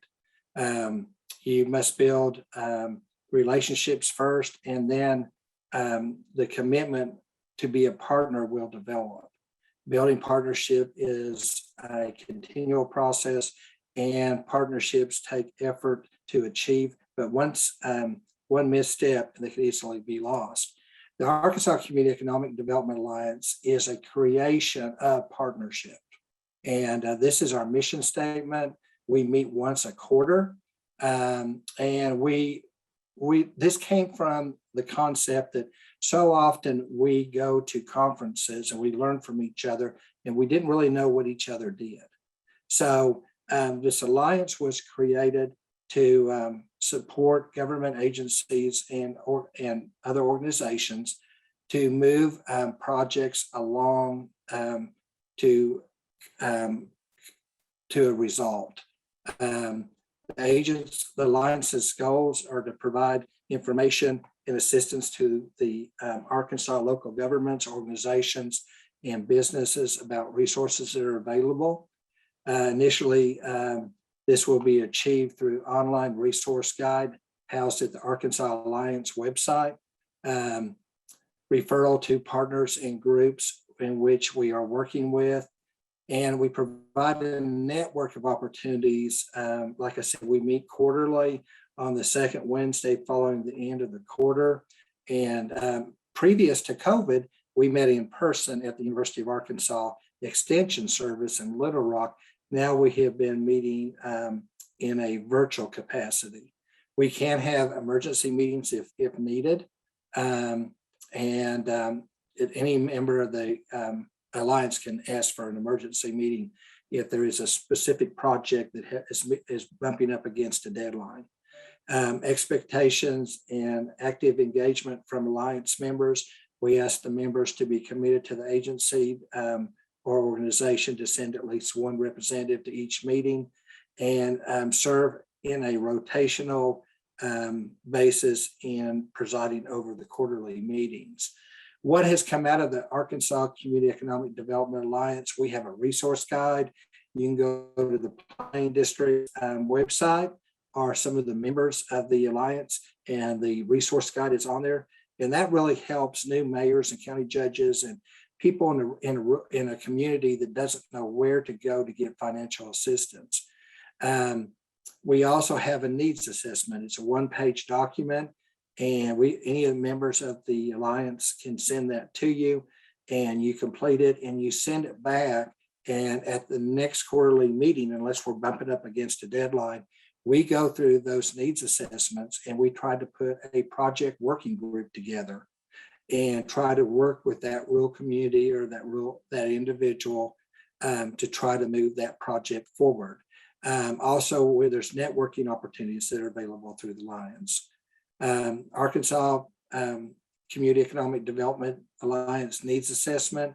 The purpose is to provide interested parties an opportunity to move projects forward in Arkansas. There's, like I said, it's a one-page proposal, very simple to complete. All technical assistance and funding providers will have access to that and be aware of it. And oftentimes we have special initiatives with different organizations that actually your project could fall right in line with. And like I said, we'll create a working group if there are some agencies or nonprofits or foundations that have an interest in working on that project. And this is just a little information as far as what a needs assessment looks like. It's kind of hard to see on the screen, but we can send you one if you're interested in that. And some of the things that have come out of the Alliance was there was a Southern Region Workforce Summit that it was hosted, and many members of the Alliance supported that. So Andrea, that's pretty much all I've got about the Alliance, but feel free to reach out to the Alliance if you have a project and you just don't know where to go for funding or technical assistance. Yeah, that's great information. And I made a note to myself that we need to share the resource guide and that information on our website too. So appreciate all that, Steve, and I will let everyone get to lunch now. Thanks again to all our federal panelists, and we'll see everyone back here at 2 o'clock.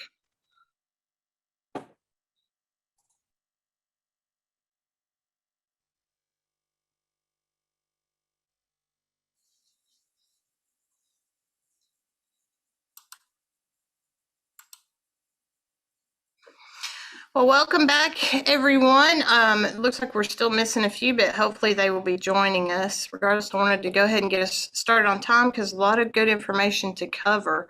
I do hope you all had a good lunch and didn't have to work all the way through it. It's a pleasure for me to introduce Matt Twyford. He has organized our state partners panel for us today. Matt serves as the director for the Community Development Division of the Arkansas Economic Development Commission.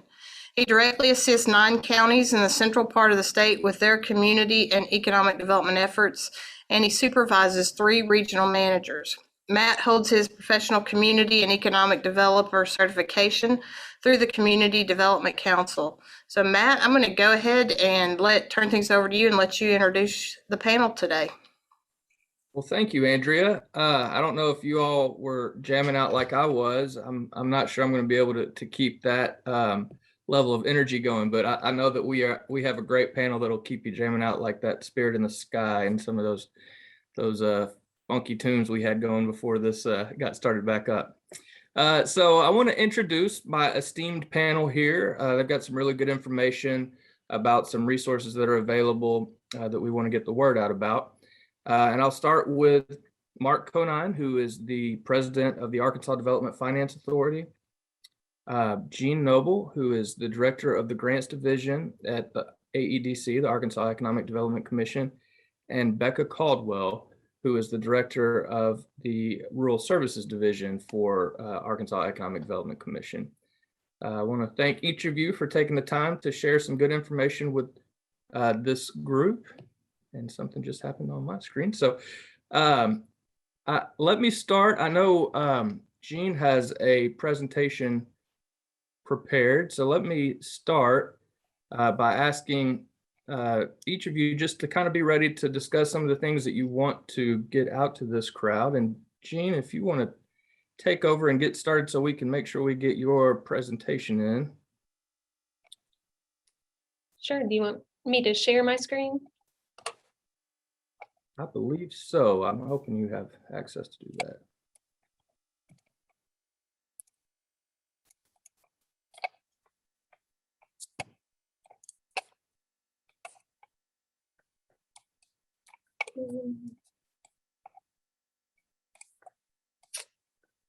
Do I do the full screen version? Does that look okay? If you click down on display settings, does it give you the option to swap your view? Yeah. So are y'all seeing the full screen? We're seeing presentation mode. Okay. Yeah, try that maybe, or that one, swap. Oh, Get all of our technical difficulties out of the way. how's that? There we go. Okay. Well, hey, everyone, I'm Jean Noble again. I'm the director of the grants division here at AEDC. One of our primary responsibilities in the grants division is the administration management of the state CDBG program for small cities that comes to us from HUD.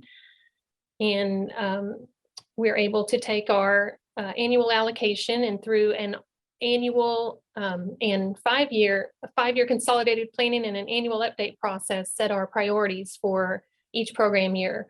So this slide, just as an introduction to the CDBG program, represents our regular CDBG allocation. We receive about $18.5 million in funds for 2021.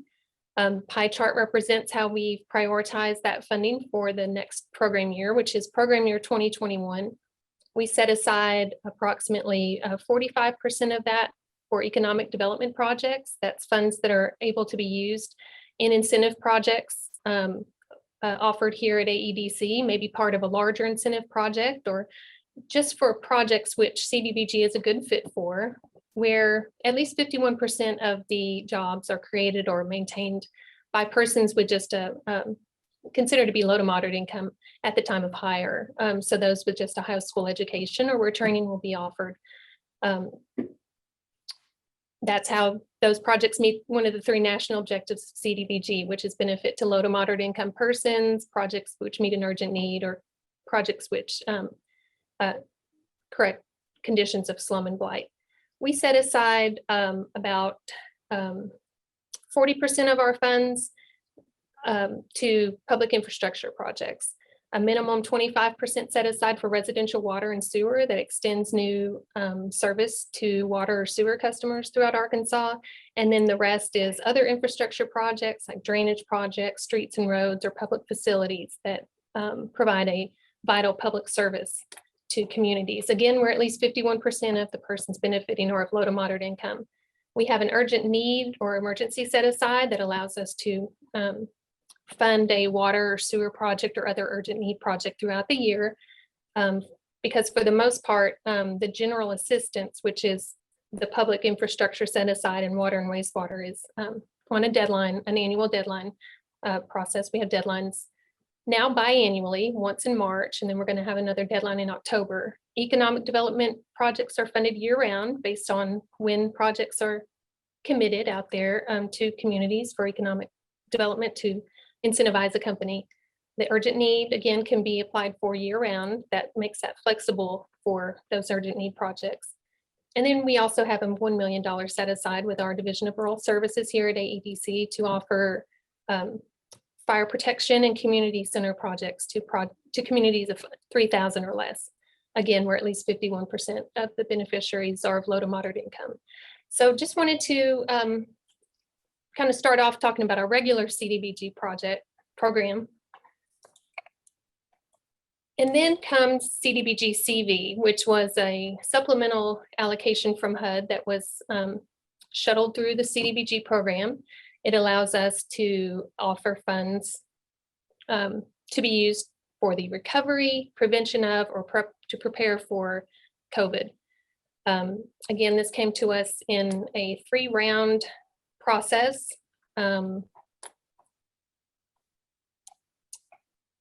This is a spreadsheet that illustrates how much the state received. That's that row on the bottom that's highlighted. The state received CDBG CV funds in 3 buckets. It totals $26.4 million for the state. Those funds are used to provide small cities, those non-entitlement local governments with funding. At least a total of our round 1 allocation was required to be set aside for local governments, similar to our regular process where we would take competitive applications from non-entitlement local governments for a variety of public service and public facility projects, which again, prepared for, prevented, or responded to COVID. And then we made decisions on how we were going to use our round 2 and round 3 funds that could be used statewide. Again, we still have to meet the low to moderate income requirement. Like our regular program, at least 70% of the funds must be used to benefit low to moderate income persons. Otherwise, we can use low mod clientele national objective, which is funding which goes directly to persons that are defined by HUD to be expected to be low to moderate income based on their characteristics. Or we can use urgent need quite liberally in this set aside. We just have to make sure not to exceed 30% urgent need, because we still have to make sure we're meeting our 70% low mod threshold.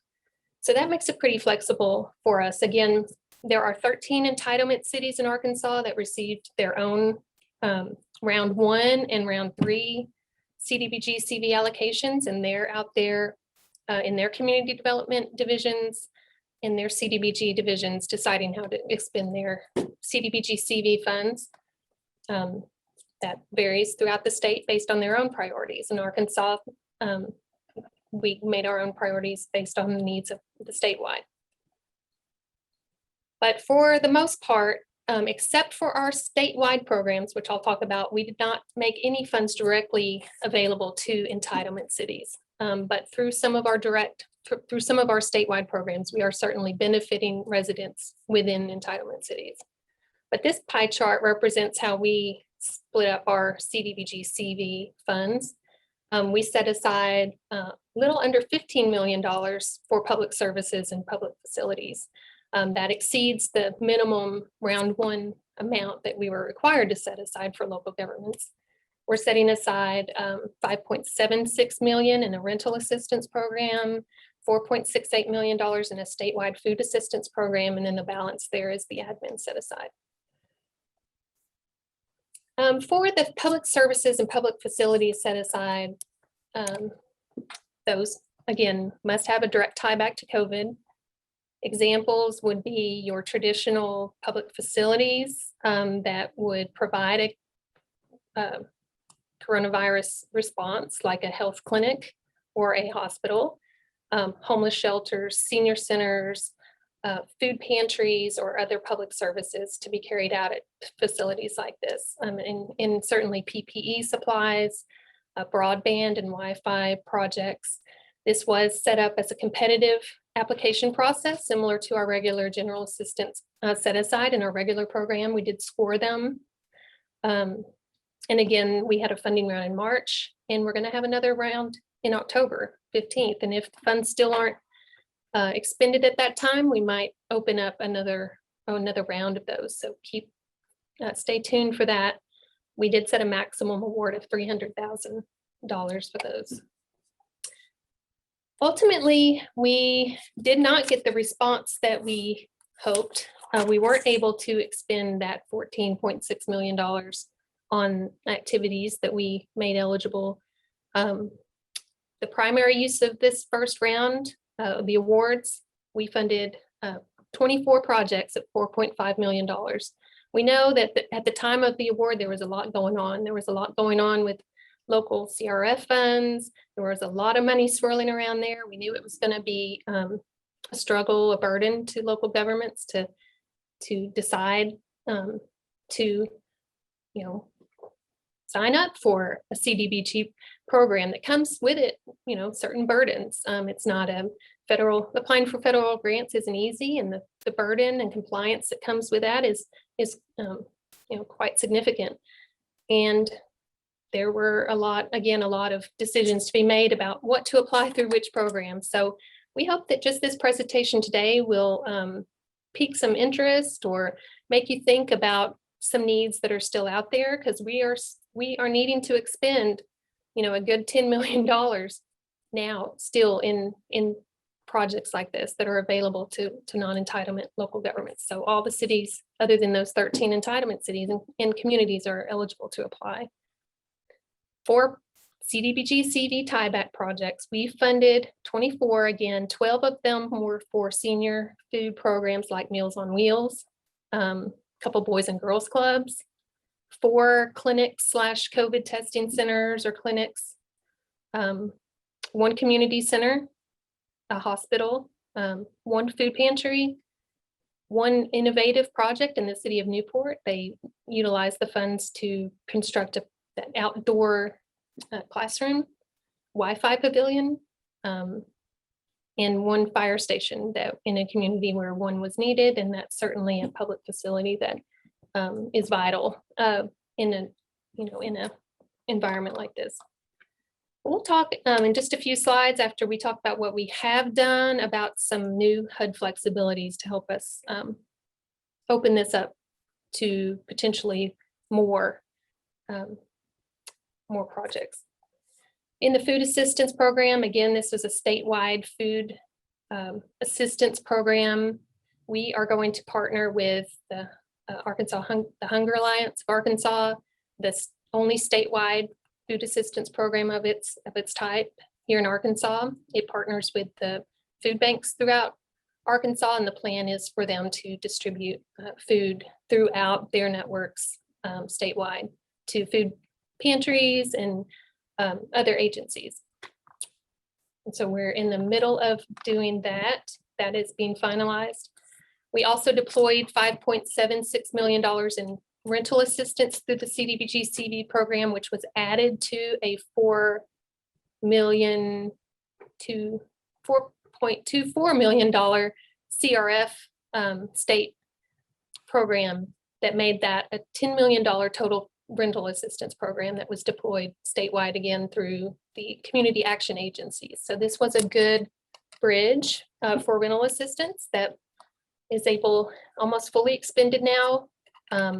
Good bridge between the time that there wasn't any rental assistance to now that there is the new rental assistance program through the Department of Human Services. So we made, with CDBG, we were able to go up to 80% of the area median income. We offered up to 2.5 times months rent. And again, those have been mostly distributed. I know that many of the entitlement cities also carried out rental assistance programs.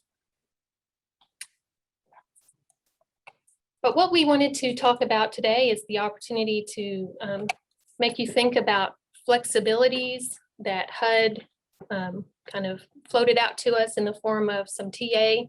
They're wanting us and expanded their own flexibilities. They expanded the types of projects that we should be thinking about having a PPR tieback. And they notified us through a TA tool to start thinking about other public service types activities that had a more flexible tieback to COVID. Increasing the capacity and availability of daycare or after-school services in low-mod areas due to parents dropping out of the workforce and wanting to rejoin it. Of course, PPE necessary to carry out a public service. This really doesn't seem that new. We were pretty much doing that. I wanted to, when I talk about the timeliness of these funds, kind of push your attention towards Wi-Fi. Wi-Fi equipment, Wi-Fi hotspot, libraries, rentals. We're going to have to start thinking about time because we are kind of on a time crunch here, but that was something that I was surprised wasn't utilized. This would be a fairly streamlined type of activity. We're not going to be able to do a lot of new construction or even a lot of renovation at this time. So we're talking about mobile diagnosis health services and rental assistance we already did. Talking about public facilities, some communities, some states are funding parks. Parks isn't something that we've necessarily done with our regular CDBG program. We leave that up to Parks and Tourism. We don't compete too much with other agencies' grant programs, but we're willing to consider this construction of park areas leading to increased outdoor space and recreational space where it's otherwise insufficient in the community to provide social distancing.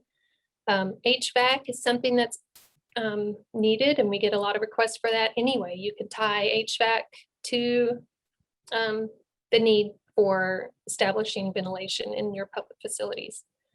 And then the one that I find most interesting was this fourth one, water projects and sewer projects, drainage projects. Normally this wouldn't have been something that we would have originally included as a eligible activity. We do that through our regular program, but to the extent that we can help mark some of our backlog of water and sewer infrastructure rehab projects off our list by saying that, look, if a community is experiencing degraded water lines or sewage backups and drainage in the streets during a flood, that's certainly not conducive to health in a COVID situation. So again, we've got to think about time. We're not going to be able to use this pot of funds for a large construction project, extension project, but maybe for some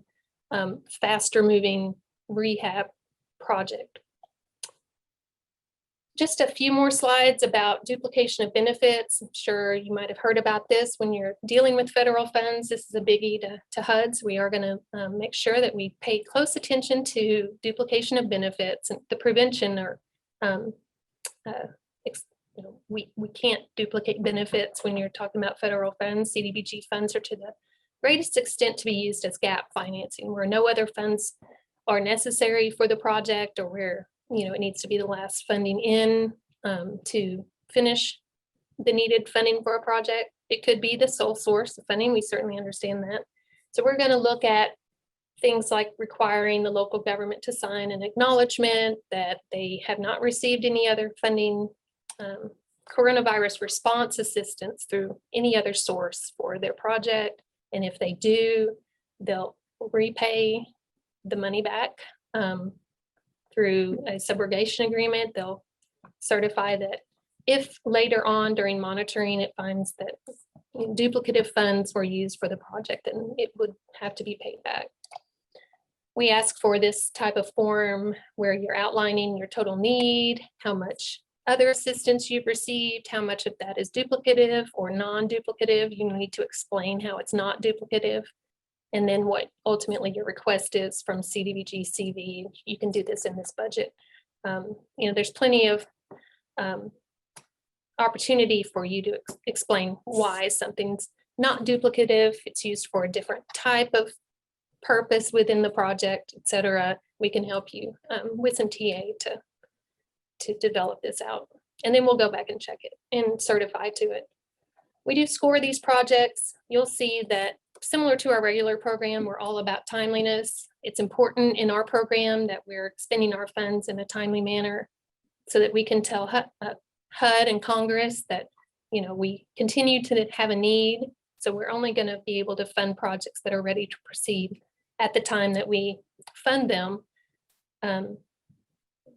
We want to see a documented need and a documented impact of the project once completed on the citizens, and the extent to which you've described that. Citizen participation is a big thing with CDBG. It's one of the purposes of CDBG really is to foster citizen participation, public hearings, one at the application process and one at closeout or during the life of the project is required. Will score your project against others. The ones that have greatest amount of citizen participation and engagement may also be the ones that are most likely to succeed and proceed in a timely manner. And then to the extent that you've leveraged these funds with other funds, it's not a requirement. CDBG through general assistance and CV does not require a match, but one is certainly recommended, and most of the time it's necessary to partner with other sources like USDA rural development, ANRC for water and sewer projects, DRA, EDA, and state and local funds, of course, or donated funds or donated labor even. So just a few more kind of things to remember. I mentioned the timeliness that factor. We are now actually 1 year into our grant agreement for our round one, which is where our time started.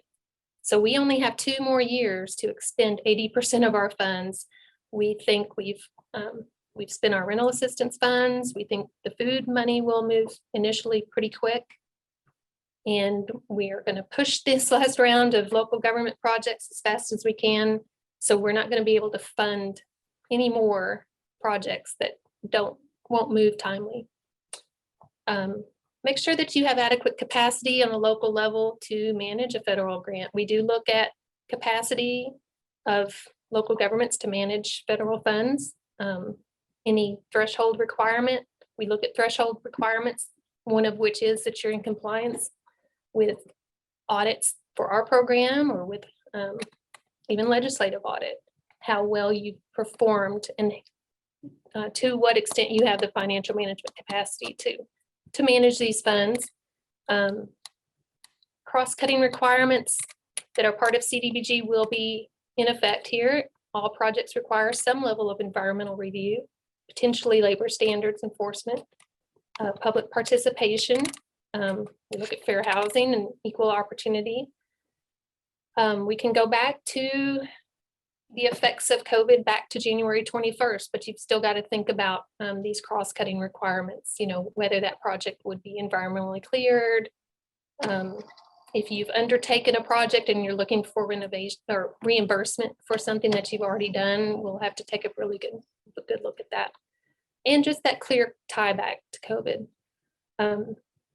But when you think about your needs, your unmet needs, again, there has been a lot of money flowing about, and we understand that. Think about with these flexibilities, what some of your future needs might be if we have another virus. You do have to tie it back to COVID, but how prepared are you for future needs? What lessons have you learned, and what can we do to help you get something in place to better prepare you for that? But I think that's about all I have. You'll find the application guidelines, forms, exhibits for this program and our regular program, along with low to moderate income charts that tell you what your LMI percentage is, how to carry out a survey, a door-to-door income survey if that's necessary, and a lot of other information on the CDBG program at the website there. And there's my phone number and email address. Please call me or any member of the staff for any questions about CDBG or grants in general. If we can't help you, we might be able to point you in the right direction, and we're happy to answer any questions that you have. Thank you for inviting me to present. Well, Jean, thank you so much for sharing that. That was a lot of really good information. I want to make sure that we get time for our other 2 panelists to talk about some of the programs that they're working with, and then hopefully we'll have some time for some questions. So Jean, if you're able to stick around, then maybe we'll have some questions here for you shortly. Sure. So Becca, our Director of Rural Services Division, I know she has at least one program that she wants to talk about, and maybe even an event to plug. So Becca, take it away. Hello, everyone. Thank you for inviting me. I'm so happy to be here. I mainly wanted to hop on to speak about our Rural Services Block Grant program that we have. This is a great grant program. It's not necessarily tied to needing to prove any COVID-related functions or anything along those lines, but we did have quite a decrease in applications this year, and I think it was because there were so many other funding options out there that this grant program may or may not have gotten overlooked. But this is a great grant program. You can request up to $75,000 from the state, from Rural Services, You only need to match 10% of that, and typically that can come from administrative fees because you do have to go through a planning and development district. These grants can fund anything fire related, fire stations or multi-purpose buildings, the purchase of fire trucks, pumper, tanker, brush, or other certain service trucks, and then also community centers. So again, with the multi-purpose nature of these grants and the multi-purpose for the community centers, I think that this is a really great grant program, and the fact that you can request $75,000 from us and it's only a 10% match. And that can also be comprised of in-kind labor rather than cash if need be. So again, we did not receive nearly as many applications as we normally would have for this grant program, which I thought was a little bit interesting because in 2020, we received almost more than we normally would have received. And then this year we received quite a few less than we normally would have. I typically work with the planning and development districts with these grants because you do have to use a paid administrator. And so typically communities, counties will go through the planning and development district, or I will direct them to them. Now, one of the key eligibility criteria for this grant program is that you do have to have a LMI of 51% or higher. And you also have to be a community of 3,000 in population or below. So that's our main eligibility criteria with that grant program. We have closed our grant cycle for this year, so we won't be offering this one again until 2022, which will most likely will open that back up in June of 2022, and then we'll close that in August of 2022. So there's plenty of time to formulate those proposals and those projects. I'll stick around to answer any questions that you have on that grant program. And then I also wanted to talk about our Rural Development Conference, which is October 19th through the 21st of 2021. It will be in Jonesboro at the Red Wolf Convention Center. We've got a pretty great lineup. Some things are subject to change right now due to the legislative session on redistricting. So we normally have legislative committee meetings happening throughout the conference. We may or may not have one. We may not have any. It just depends on the legislators' availability. But I'm just going to let you know what some of our panels and our sessions are. So on that Tuesday, we will have a session on broadband and cybersecurity in rural Arkansas.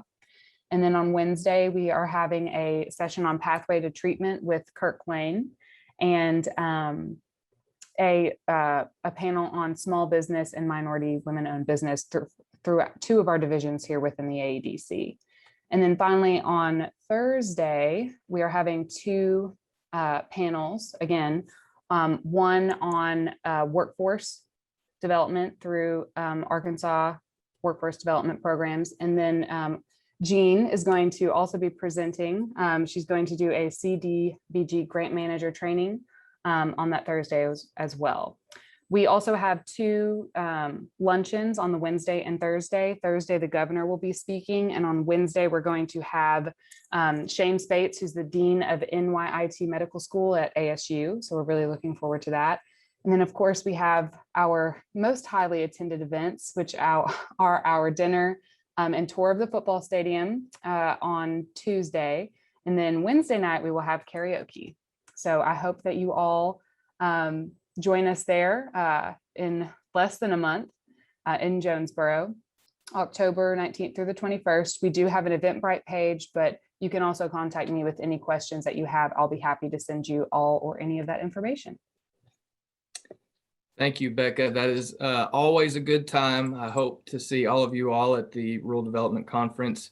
I see Andrea has put the registration into the chat box. So if any of you are not already registered, please check that out. Hearing a common theme there from Becca and Jean, that there's a lot of money out there that we're not able to use. So I really hope that you all will take that into consideration. There's a lot of ways that we can use those funds to improve our communities, and we don't want to leave that on the table. So be sure to reach out to my team or to Jean or Becca directly if you have any questions or any ideas of ways that you may want to utilize some of those grant programs. So last but not least, we have Mark Conine with us here. Mark is the president of the Arkansas Development Finance Authority, ADFA, and they have a lot of exciting activity going on right now. So I'm going to turn it over to Mark so he can tell us all about it. All right, Matt, thank you. I appreciate you having me today, and it's a pleasure to be here to speak to everyone, and wish we could be in person to make those connections, but I guess this is the next best thing. So I do appreciate being able to share these programs with you, and I hope you'll find some interest in it, that they may help some people in your respective communities. I'm going to real quick see if I can share my screen here, and I'll show you some details.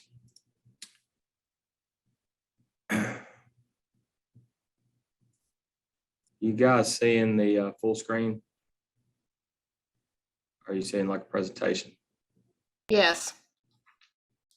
You see the full screen? Yeah, it looks like we got the full screen here. Okay, good.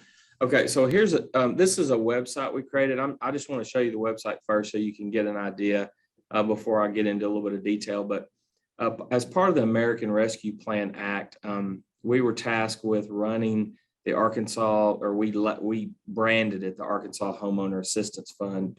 U.S. Treasury calls it the Homeowner Assistance Fund, but it's very similar to the rental assistance program that you guys have heard about. And so it's about a $55 million program, and it's very similar to rental assistance, except it's for people who own their home or have a mortgage on their home and it's their primary residence. So first, I want to show you the website, and then I'll give you a little bit of the details concerning this. But the website you can see here is arkansashaf.com. arkansashaf.com. And there's not a lot of material out here now because the Treasury has asked us to not put a lot of information out until the program goes live. But there's a little explanation here of the program. And then there's a program status tracker that we've created here. And it shows the steps until the program goes live. And so our step one was we had to get public comment. So we did some town hall meetings.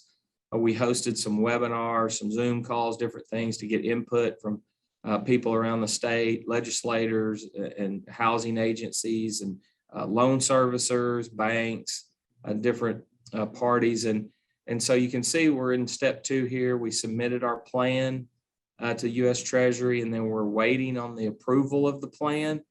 And then once that happens, we'll receive the remaining funds, and then the application portal will be open for people to start applying. We are currently doing a pilot program with some mortgages that we have that we make here at ADFA.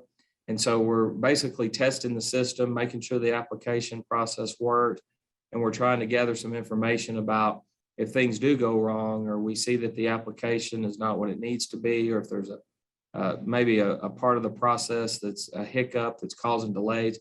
We want to work all those out in a pilot program before we get approval from Treasury to open up the plan to the entire state. So encourage people to go to this website, and you can click on this notify me when the portal opens. And if you click on that, it really just takes you to the bottom of the page. You can fill out your information, and then we'll notify you when the program goes live. And so that's a good way to just kind of, put your information in and forget about it. You don't have to check back. People don't have to check back. I checked right before this call started. We had 766 people as of 2 weeks ago. And then we've had an additional 83 people. So, we've got about 850 people that are already kind of in the queue, if you will. So arkansashaf.com, I wanted to share that with you, and then show you a little bit of some details of the program.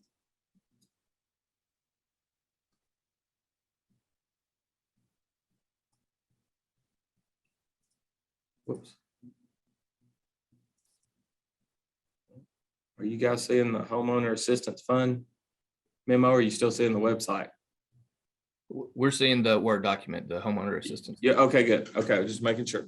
Okay, so this is a little bit of an outline of the program, and I won't go word for word, but you'll see that it's about a $63 million program that we received from U.S. Treasury. We haven't received it all yet. We've received about 6.6 million to do the pilot program. But so our first disbursement was 6.3. 50% of that can be used on planning and engagement. The second disbursement that we're waiting on is this, 56 or 57 million to roll out into the entire state. But I think that here's what you'll be interested in is the primary target of these are loans that have a balance at or below the FHA conforming limits. So it's any loan that's under 548,250, which covers, 99% of the mortgages in Arkansas. Eligible homeowners, hopefully this is scrolling for you here. Eligible homeowners are Arkansans that have a primary residence. Rental properties don't count. Second homes don't count. So you either own your home, so you don't have a mortgage on it, but it's your primary residence, you own it outright, or it's your primary residence and you have a mortgage on it. And people that qualify, you'll see here, have incomes no more than 150% of the area median income. So think about that as kind of the umbrella. So you qualify if you fit into that.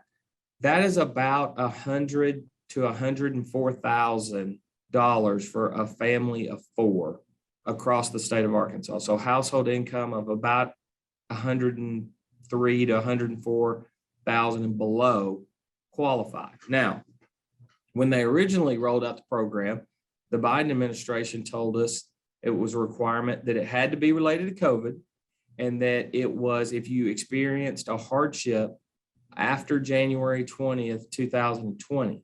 They have since rescinded that. Now, and I know that's what we're talking about today, but this program was essentially a part of COVID relief, and now it's actually not.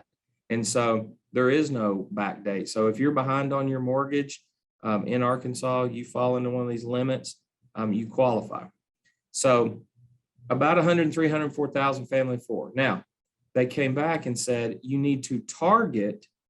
So that's through marketing and outreach. You need to target at least 60% of these funds need to go to people. And I'll let you read those. I'm not going to read through the little A and B there, but here's the gist of it. 60% of those funds need to go to households of 79.9 or below.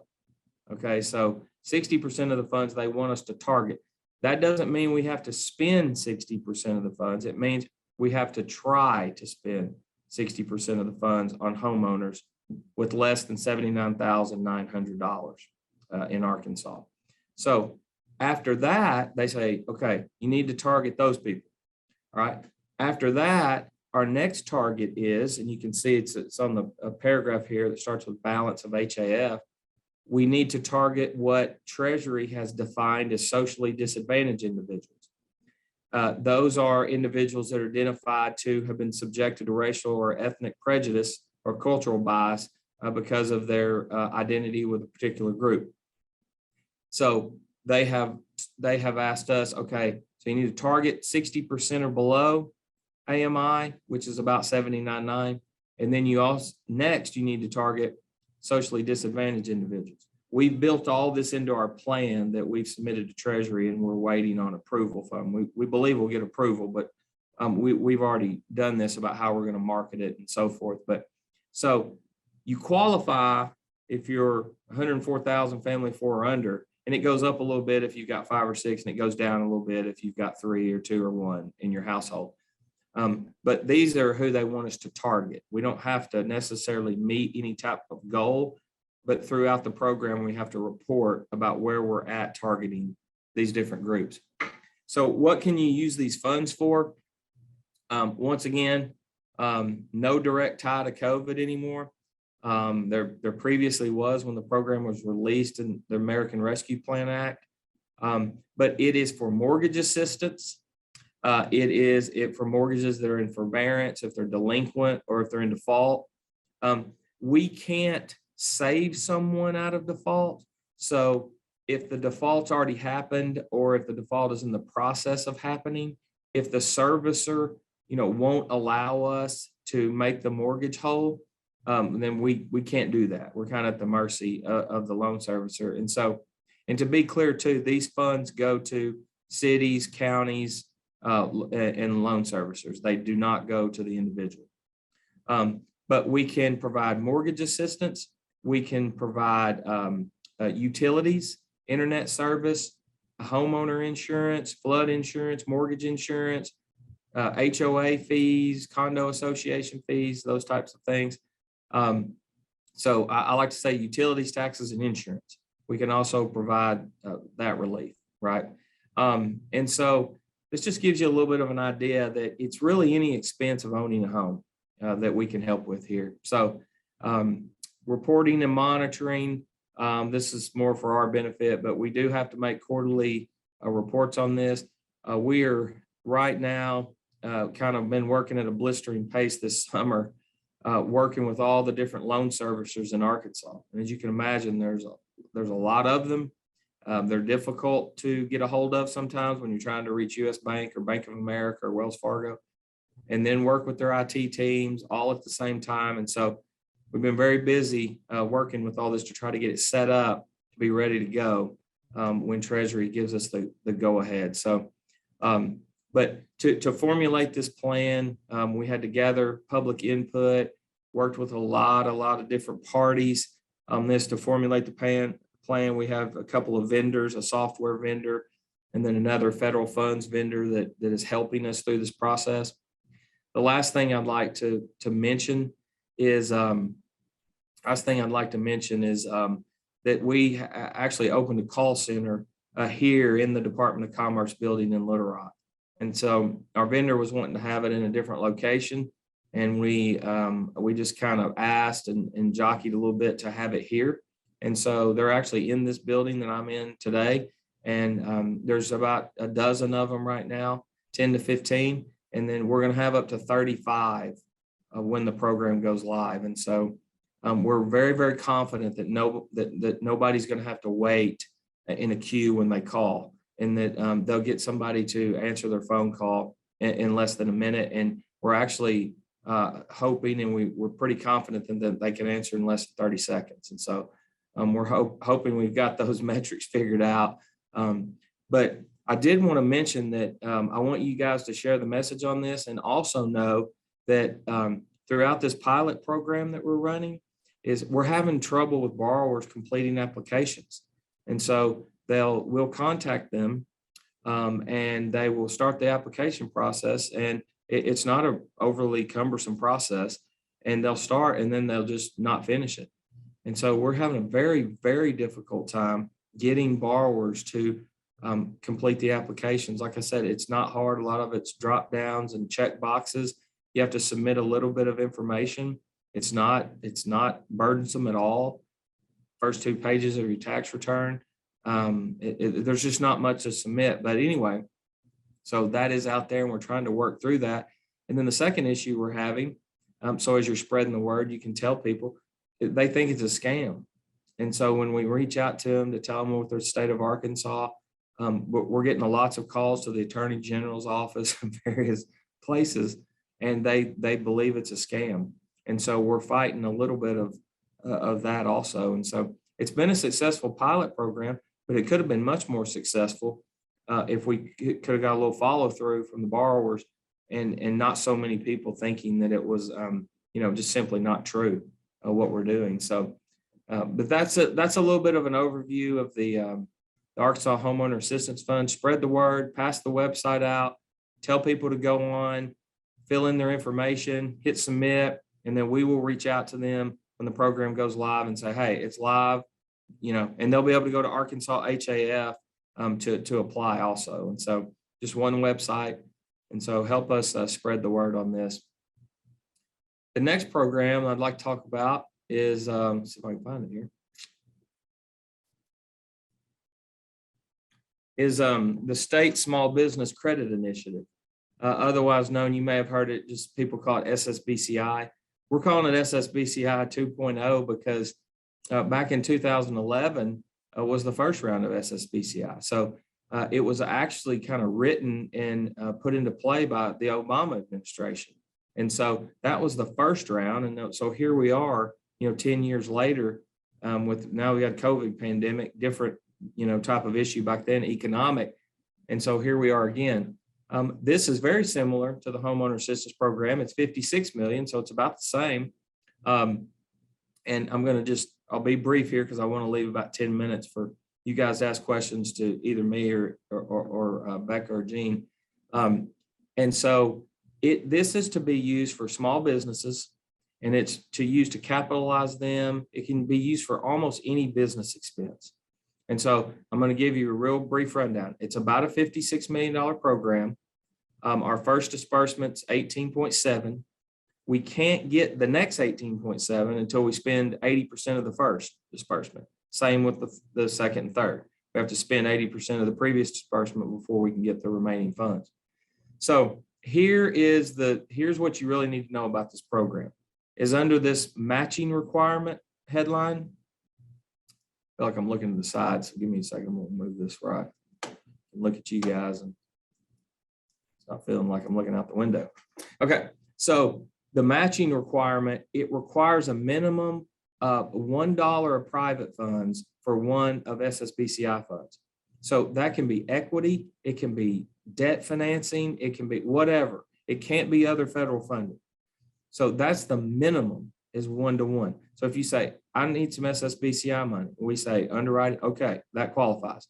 You have to have a dollar of equity, a dollar of loan money, a dollar of something else, right, to put with this. Now, that's the minimum, okay? But Treasury has tasked us with reaching an overall program match of 10 private funds to $1 of program funds. Now, that's going to be, even though this program goes out about 5 years, it's going to be very difficult. That's about $560 million of private funds in the state of Arkansas. Just to give you an idea, on the first SSBCI program, we received $13 million. This time it's $56 million.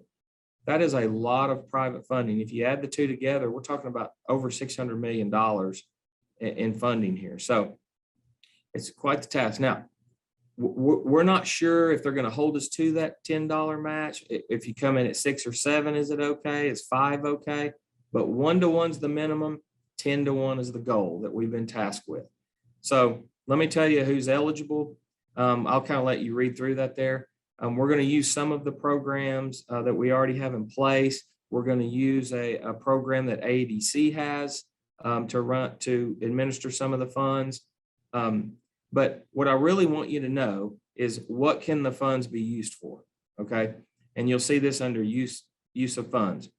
They can be allowed for any business purpose, not limited to startup costs, working capital, procurement, franchise fees, equipment inventory, the purchase, construction, renovation of a place of business that is not for passive real estate purpose. So this is like an investment property, that doesn't work. It has to be, a business that's located there that's using it, as their shop or their office. Funds are also to be expected to be allowed, and that expected has been removed by Treasury. So they are going to be allowed for state venture capital programs. So a lot of the companies that ADC works with, we run the state's venture capital fund. And so we'll be able to make venture capital investments in some of these startup and early stage type companies. And I'll just say real quick that that's how a lot of states the last time, and that's how Arkansas did it too, was a lot of these businesses, they can't find 8 or 9 private dollars for every $1 they get of SSBCI funds.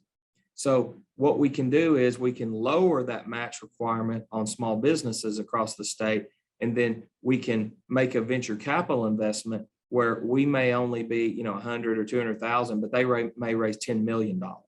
And so, or $20 million. And so we can get that match up, and we can blend that with maybe a 2 or 3-to-1 on a small business, and we can meet Treasury's requirements. So hopefully, I know that's a quick rundown of SSBCI, but it's made for small business investment. And the key is you have to match private funds with the public funds. So thank you. Appreciate you guys and myself and the other panelists. I'm sure be glad to answer any questions you may have. Mark, thank you so much for sharing that. Those were some really great programs. Sounds like one of them was so good, people thought it was too good to be true. They do. So yeah, we have a couple of minutes here in our allotted hour. If anybody wants to unmute themselves and ask a question or type a question in the chat, we'd be happy to try to answer those for you. Matt, I had one come to me through chat that was, what are the ways the homeowner assistant, I just lost it. What are the ways the homeowner assistant program information is being marketed to the public? Oh, okay. Yeah, that's a good question. One of the ways that we have done it is we work through a lot of the housing authorities across the state that we have, that we've worked with over the years. We've also notified on several occasions all the legislators. And so we've said, hey, in your districts, get out this type of information. We're working with a lot of associations around the state, like the Arkansas Bankers Association, to say, hey, we want to let you guys know about it, and we have. And then when it goes live, we're actually going to provide a lot of different organizations, including banks and other nonprofits across the state. I'm going to call it the button, and the button is going to be shared on their website so people can click on there and apply. So they won't have to come to Arkansas HAF. They'll be able to go to other websites and do it. And then we are actually going to have some radio public announcement spots. And then we're hoping we can also get the governor to mention it in a press conference, either specifically for that or just mention in one of his, briefings. And so that's not an extensive list that we've done, but we've just reached out to as many people as we possibly could to let them know about the program. Very good. I received another one. I just copied it back into chat, but the question is, can small business funding be used to improve property for a business incubator, including a commercial kitchen and co-working space, if a chamber is the lead organization since they receive membership dollars from private sector? That is actually a great question. And there's some specific language about what the private dollars are. And so, if they are not some type of governmental assistance or governmental program monies, yes, it would qualify. So the top part there, to improve a property for business incubator, including commercial kitchen, yes, that would qualify. So as long as the funds weren't from another governmental entity, like I'll give you an example, you can't have an SBA loan and get the funds. So yeah, as long as they weren't other government funds, it would qualify. That's great. Anyone else have a question? No, this is an easy crowd. You guys did such a great job explaining everything, and it's it is interesting about programs not being taken advantage of right now. And so hopefully we can help spread the word about some of those, because it's some really good programs that are being overlooked because of all the money that's out there on the federal level. And so I want to thank all of you for your time today. We learned a whole lot. We will have this, we recorded today, and so we're going to have it on our website and on our project website for people to view. And I know that they will be doing that because it's really good stuff. So Matt, thank you for organizing, and Jean, Becca, Mark, we appreciate your time. And now we are going to move on into our next session, Hagerty Consulting team, who's going to help us bring all this together, provide some strategy on how to use all of these dollars. And so I want to introduce Stan Gimont and John Grathwol, and I hope I didn't butcher your names, but both are senior members of the Hagerty Consulting team. Stan is a senior advisor for community recovery with Hagerty Consulting. He joined Hagerty after 32 years of service with the U.S. Department of Housing and Urban Development, including serving as HUD's Deputy Assistant Secretary for grant programs.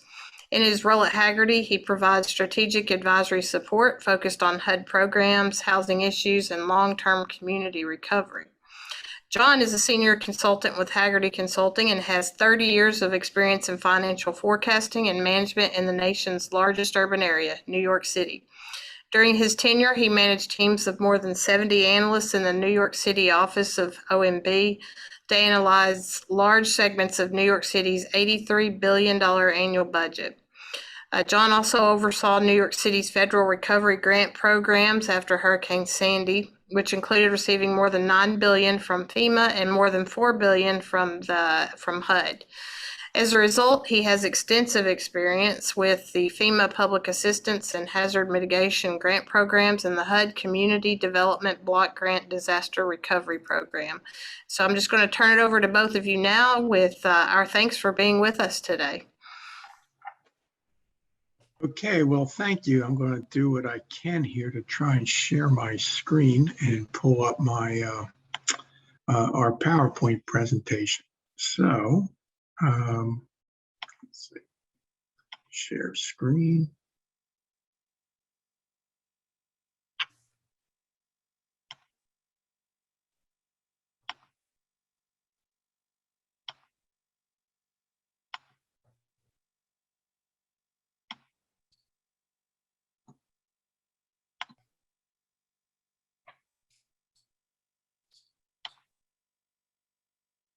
There it goes. And we'll try to. We've got it now. Thank you. I got it, and just want to. There we go. No notes. Okay. Under, hey Stan, under display settings, can you click swap view? We're seeing the presentation view right now. Okay. How about that? Yes, perfect. Thank you. Okay. Little piece of pull over there. Okay. So, good afternoon. Again, I'm Stan Gimont, Senior Advisor for Community Recovery with Hagerty Consulting, and we appreciate the opportunity to talk with you today about how to maximize federal funding associated with COVID-19. And again, joined by John Grathwol. Known John for at least a decade now, having worked with him when he was at New York City on the Sandy recovery. So I have great confidence that at least one of us knows what we're talking about today. But again, very much appreciate the opportunity to talk with you today. Just to kind of get ourselves started here, it's a little bit of background as to Hagerty. We are a disaster recovery consulting firm. We focus on disaster preparedness, response, and recovery. Firm is an acknowledged leader in the FEMA public assistance space with an ever-expanding expertise on a range of other federal disaster-related programs. Last year, with the rise and advent of COVID-19, we pivoted quickly and added a number of new lines of work to what we do, working with a range of partners on COVID-related issues, be it FEMA cost recovery, the Coronavirus Relief Fund, Healthcare Provider Reimbursement Fund, emergency rental assistance programs, and today's topic, or our primary topic, the Treasury's fiscal recovery funds. So what this slide does is give us a little bit of overview as to where Hagerty has been over the last 2 decades. Firm started in 2001, worked extensively on the Lower Manhattan recovery post 9/11. And over the years, we've managed more than $40 billion in various federal program grants. So with that, the next slide just kind of lays out a little bit of the scope of who we've been working with to this point with regard to COVID-related issues, any of a number of state governments, including the state of Arkansas, but it ranges from east to west, north to south, all over the map as far as state and local government partners. As I noted earlier, we've also been working with a number of different medical providers, university and hospital systems, a few of which are identified there on the right-hand side. But we have really picked up the pace with regard to our work in the healthcare space related to COVID-19. With that, What I'd like to do is kind of roll into a slide here and talk about maximizing our COVID relief funding for COVID-19. And what I would just say with regard to the this particular slide, total COVID-19 funding across the board totals more than $5.4 trillion in the past 18 months. And what you see is that there are a number of different agencies identified here with a range of funding. And the question is, what do you take away from this? I think that it's important to understand that that money is coming from this broad range of federal agencies. The money is being distributed to different levels of government, plus for-profits and nonprofits. Some of these funds are being directly allocated to governmental entities. Some are requiring a request for reimbursement, and some of these funds are competitive. Again, real mix of approaches here in delivering money to address needs. Some of these programs or these conduits, funding conduits, are built on existing programs where we have known rules, and some are newly created on the fly, and some are highly targeted to specific purposes. So again, a wide-ranging mix of approaches in delivering that money. Another thing to keep in mind is the programs differ on their timeframes and their timelines for execution. Some move very quickly with short deadlines, while others move more slowly, and we will be dealing with them for some number of years to come. You really can't blame local officials for not seeing the full field, as it is an awful lot to digest. But with this much money in play across the board and available for so many purposes, it's really important for local officials to pay attention to where the opportunities lie. And so with that, what I'd like to do is turn it over to John at this point to talk about the strategic uses. Thanks, Dan, and good afternoon, everybody. And thanks for the opportunity to present to you this afternoon. So in this slide, what we're pointing out is here are three main categories of funds. And you saw that prior slide. There's lots of funding out there, but just this is an example, by way of example, let's think through some of these, like number one, FEMA public assistance. Right now, everybody is aware that the pandemic is still raging across the country. So FEMA has obligated $30 billion of COVID-19 funding in its direct assistance to directly address COVID-19, direct medical assistance, and a variety of other things, but still ongoing, least flexible, it's not competitive, and it's not capped. So it has pluses and minuses. It's also got a very, some people might say, burdensome documentation requirements, but it's still ongoing, and it is really a not fixed amount funding.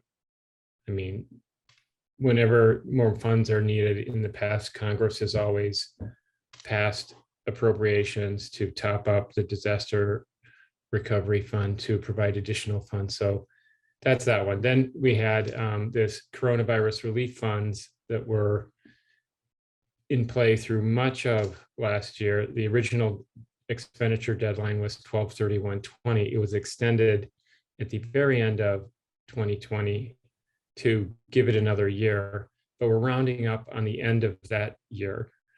And so these funds are, everybody is racing to try and make sure they expend those funds before this new upcoming deadline. And then the third group that we'll be talking about a lot this afternoon is fiscal recovery funds, which are the most flexible. They have to be obligated through 12/31/24. So that's, going on 3 more years, but there's an additional ability where you could obligate funds to a grantee, and then they have 2 more years to finalize the expenditure of it through 12/31/26. So this is just a range of big pots of funding, but we see the timing is going out on the coronavirus relief funding, and there's a considerable amount of time on these fiscal recovery funds, but we remain, as this pandemic continues to be an ongoing problem, availability of FEMA funds to deal with that, should someone choose to go that direction. So can we move the slide on?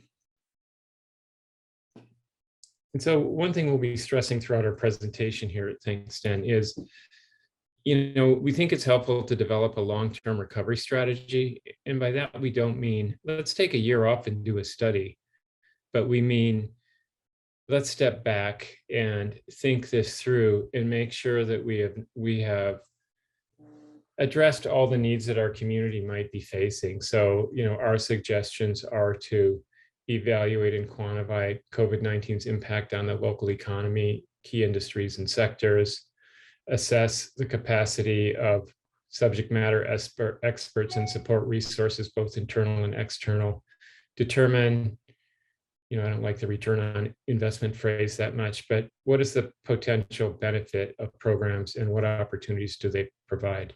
Set specific goals and data-driven outcomes to be achieved through the funding, and create a reporting and transparency so you can let the community understand how funds are being spent. And also you might be asked by your federal granting agency to provide some hard numbers on how the money's being spent and where it's going. So that's just an important thing to think of. And we'll come back to this throughout the afternoon, but you saw that there's lots of funds available. You had your state partners listing a bunch of programs, the federal partners listed a bunch of programs. There's a lot going out there, and there are a lot of opportunities. But if one thinks through and coordinates, the opportunities are even greater. So, what are some pain points in your community? Is it workforce development, tourism, business expansion, business attraction? Every community has a different direction to take these fundings, and a lot of it's going to be similar because a lot of people have similar problems, but that's what we're trying to get to with this slide. Is it will really pay to take some time and make some effort to strategically map out where you think the real opportunities lie. So we can move on, I think, Stan. Okay. So just very briefly, how to access these funds. In most instances, local governments already have access to some proportion of their funding. But, let's keep in mind that some of the fiscal recovery funding structure is based upon concepts from the CDBG program, such as this definition of what is a metropolitan city and non-entitlement units of government. So when Congress drafted this up, they looked very distinctly at some of the CDBG structures and used that as a way to frame up this process.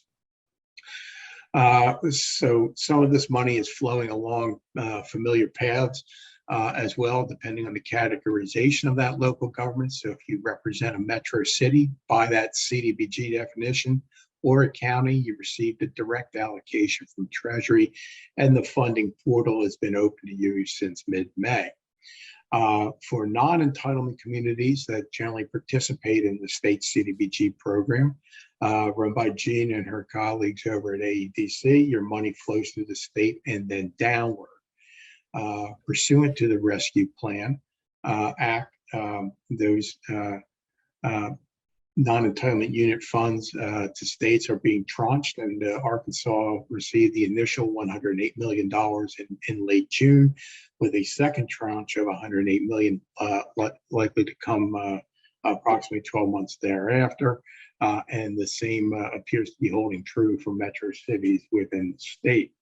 So again, number of things that must be addressed in trying to get to those dollars.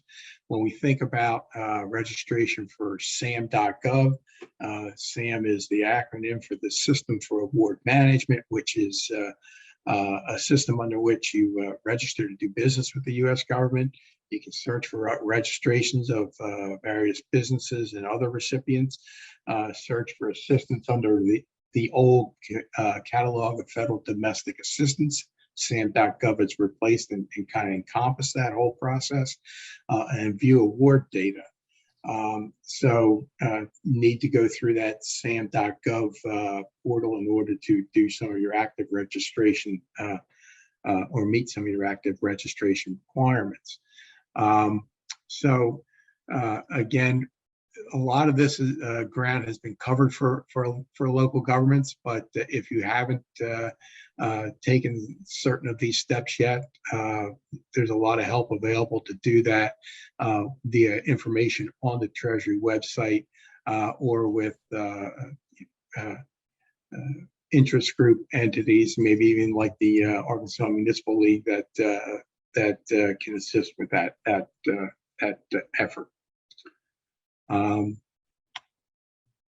Going onward to the next slide, American Rescue Plan Act, Fiscal Recovery Fund. So we want to talk a little bit here about exactly what is in the Fiscal Recovery Fund as far as eligible uses, and I'll flip it back over to John for that discussion.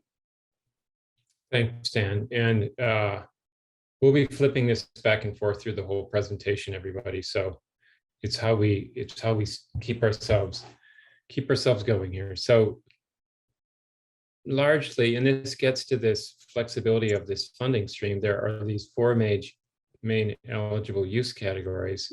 We'll talk through them in some greater detail in the next group of slides, but the number one is public health expenditures and address the negative economic impacts of the COVID pandemic, which everybody probably on this call is familiar with a lot of going on there. And then number two is replaced lost public sector revenue. And the concept of this area of eligible use of these funds is that state and local governments that received a large economic hit from the economic impact of COVID had revenue losses. And the guidance provides a means of measuring that economic hit by measuring your actual revenue against what your future revenue or your revenue would have been without the economic impact of COVID. And then you're provided a ability to spend these funds on government activities up to that amount. And so it's an opportunity for governments to recoup some of their losses from prior years. So, or for the prior, 1.5 years. The next category is premium pay for essential workers, which covers government workers as well as certain classes of essential private sector workers. And the fourth is the infrastructure category, which includes water, sewer, and broadband infrastructure, which are the three main categories of specifically allowed branch of infrastructure investments that are allowed. Generally, these funds are flexible, but they're not flexible to all types of infrastructure. So that's the four major categories that we have here. And we can keep going. Okay. And so again, adding a little bit more meat here with regard to addressing negative economic impacts. There's a lot of running room here, particularly as it relates to trying to address food deficits within communities, housing needs, and financial insecurity of households. So there is a strong emphasis in FRF in addressing those needs.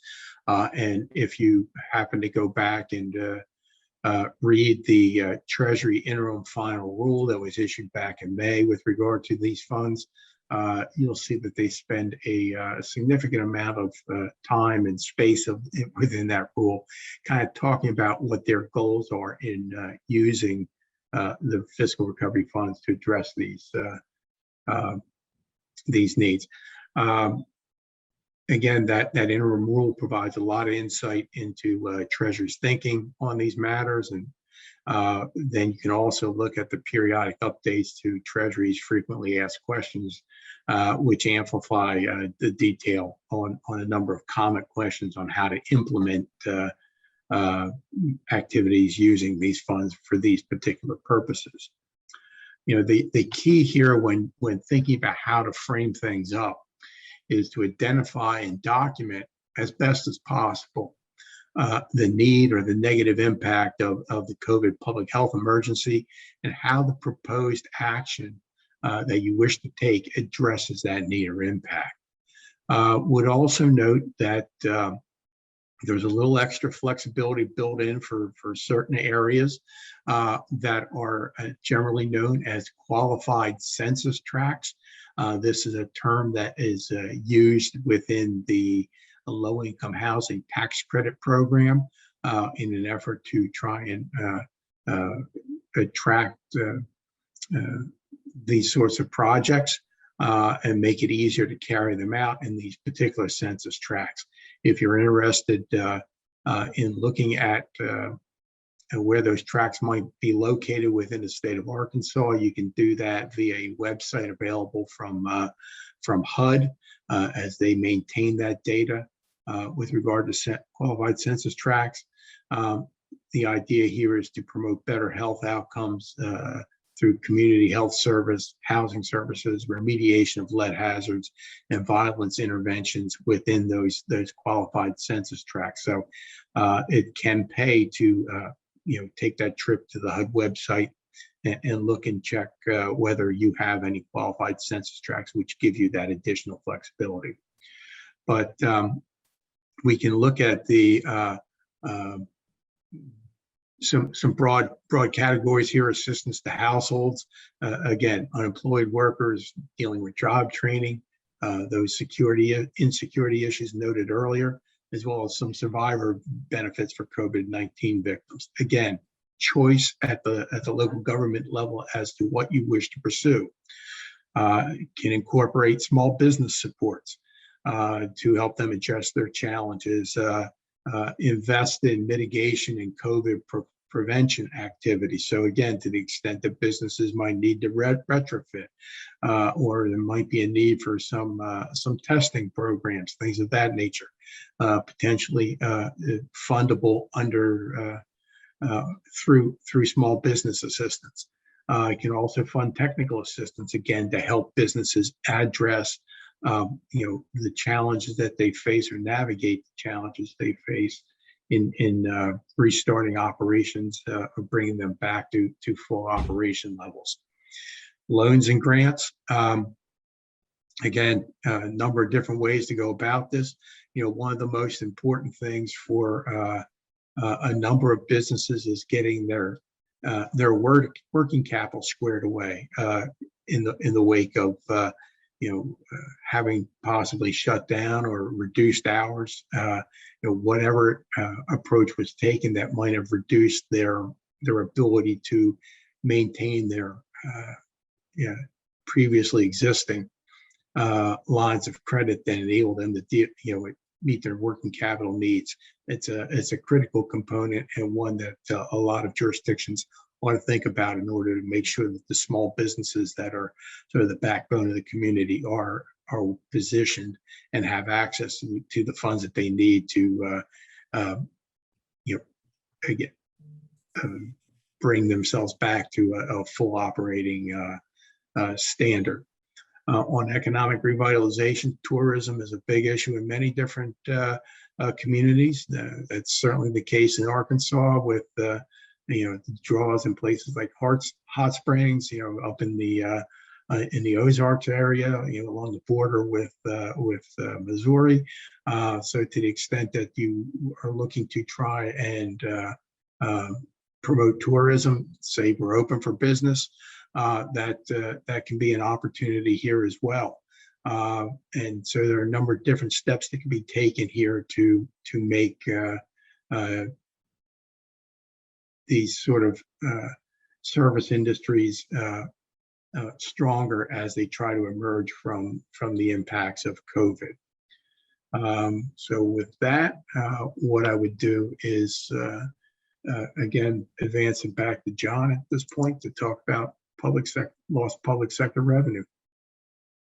So thanks, Dan. So I think what I'll do is I'll run through a little example here, but the point is governments who suffered a decline in revenue due to the pandemic are allowed to use the FRF funds to cover normal government operational costs up to the amount of that decline. And if we take, for example, a municipality that had a $10 million budget in the year before the pandemic, and let's say local sales tax revenue dropped by 1 million so that the next year it came in at 9 million. And then it grew slowly and got back up to 10 million by the end of 2024. You can take your starting out growth rate of 10 million, grow it by your revenue growth rate of the last 3 years prior average, or grow it by the average state and local growth rate of 4.1%. So let's use that. So start out with 10, grow it by 4.1%, you get 10.4 million. The next year, it's 10.8 million. The next year after that, it's 11.2 million, and so on. And if you're measuring that against 9 million in the first year, you've got 1 million of funds you can use in your revenue replacement fiscal recovery funds pool. The next year, it's close to another million. The next year, it's close to another million. And depending upon how fast your growth in revenue rebounds, theoretically, it could reach your new line of growth before 2024, but chances are unlikely that that's going to occur. You might get back up to this 4.1% average growth, but even so, it's going to be hard to jump back up to where you would have been. So there's an opportunity here to calculate your would have been revenue growth over the period of years up until the end of this period, starting in the first year, which is the year after 2020, and then going out until the end of this funding stream, which is 2024. And you have your projected revenue line, you have what your actual revenue line looks out to be after it's declined, and the sum of those years are what you can put together as a program for revenue replacement. And the definition of revenue is a concept which is based on the Census Bureau's concept of general revenue for own uses. And what it basically means is normal operational revenue from taxes, fees, and fines. And it doesn't include revenue from what I call one-shots.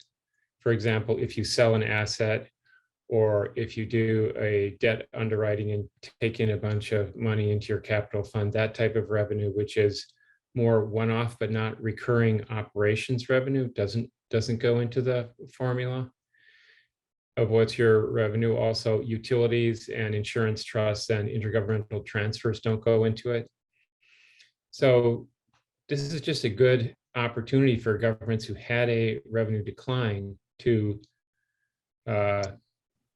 generate a program where they can use this fiscal recovery funds for a wide range of activities that are wider than the range of expenditure categories generally allowable in the FRF categories of eligible use, which we started out with these 4 major categories. Inside this revenue replacement program, there's much greater flexibility. So if you're in this situation and you have government needs, this is a good thing to look closely at and develop a good estimate of, so you can have that greater flexibility to use funds within this category. Okay, Stan. Okay. Another opportunity here is the ability to provide premium pay to essential workers. Now, this is an opportunity to supplement pay for those individuals who had to show up every day during the pandemic across a wide range of industries and business settings, some of which are noted here. Folks in nursing homes, hospitals, home care settings, farm and food production facilities, restaurants, grocery stores, and the list goes on. So opportunity here to address and provide a benefit to those who showed up every day for work under the toughest of conditions as we've dealt with COVID over the last 18 months. Key to keep in mind here is that it must be added to the salary. It cannot be used to reduce or substitute for normal earnings. So it is additive over and above what an individual has as regular salary or earnings.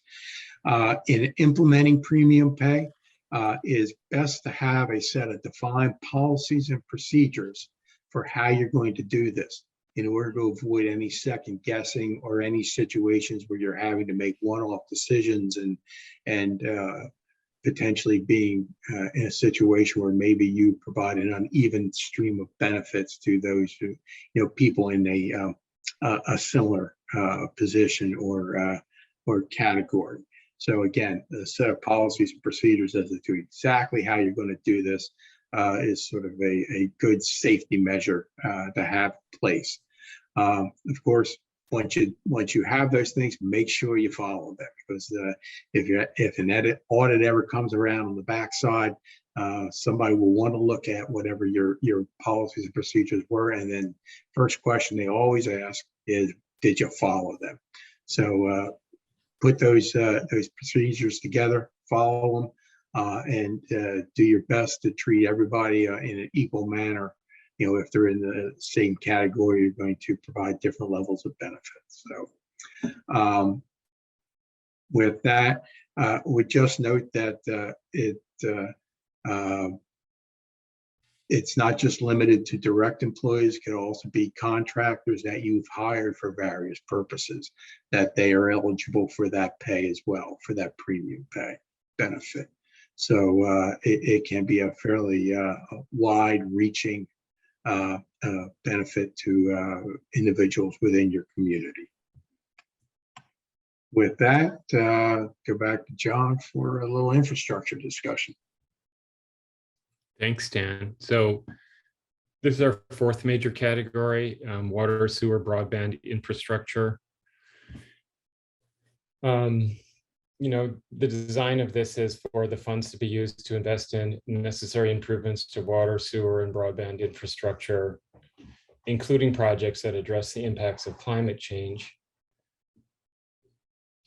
In each of these, let's start with water and sewer. Like, the eligibility of projects under this are tied to the state revolving funds administered by your state environmental agency related to the EPA's Clean Water State Revolving Fund and Drinking Water State Revolving Fund.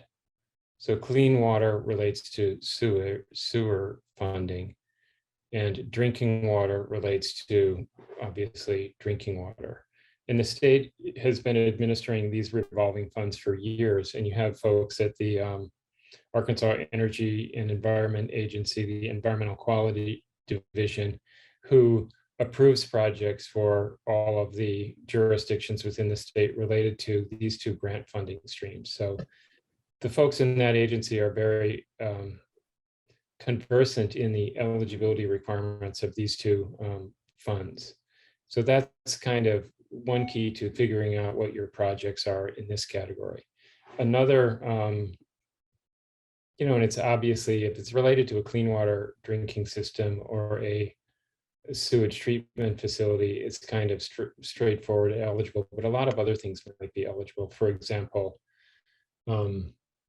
preservation of groundwater through using surface water to provide irrigation funding or irrigation water to farms so they draw less on groundwater. They get a lower price for the water, they draw less on groundwater, it preserves water in the aquifer. It doesn't go directly into a drinking water facility, but it's preserving the aquifer and perhaps lowering the cost of water because less is being drained out for farm purposes. So there's a wide range of things eligible here. And also in mentioning this one, often jurisdictions are participating in a water or sewer district with multiple other local jurisdictions, and there's opportunities to partner with other jurisdictions and pool resources and develop and deliver a larger project. Of course, these funds don't have they have a time limit, maybe longer than the time limit we heard in the prior panel about the CDBG CV funding. But so you have to scale your infrastructure project to be delivered within a time frame of obligated by the end of December 2024 and expenditures completed by the end of 2026. So that's the water and sewer concept. The broadband infrastructure projects, the goal of this program is it's designed to provide service to unserved or underserved households and businesses. So these projects have to be targeted in the area, in the jurisdiction of the greatest need. And the projects are required to deliver reliable upload and download speeds of 100 megabytes per second. That's pretty fast. And it's possible to meet the download 100 megabytes per second standard and have an upload speed of 20 megabytes per second, but those have to be scalable to 100. So there's some allowance that the project doesn't immediately meet that very high standard, but be scalable to it. So it can be in some short number of years after it's initially rolled out. And another thing to note about this is the guidance on this doesn't specify type of technology. So it's technology blind. It could be fiber optic, it could be something else. It could be using any one of a number of different things that are available. So there's a variety of more details in the guidance and in the FAQ on this, but this range, it's really water, sewer, and broadband are the major clearly identified infrastructure categories in the guidance. So there's a lot of interest in this, of course, for folks around the country. So I think that's it on that for now. Over to you, Stan.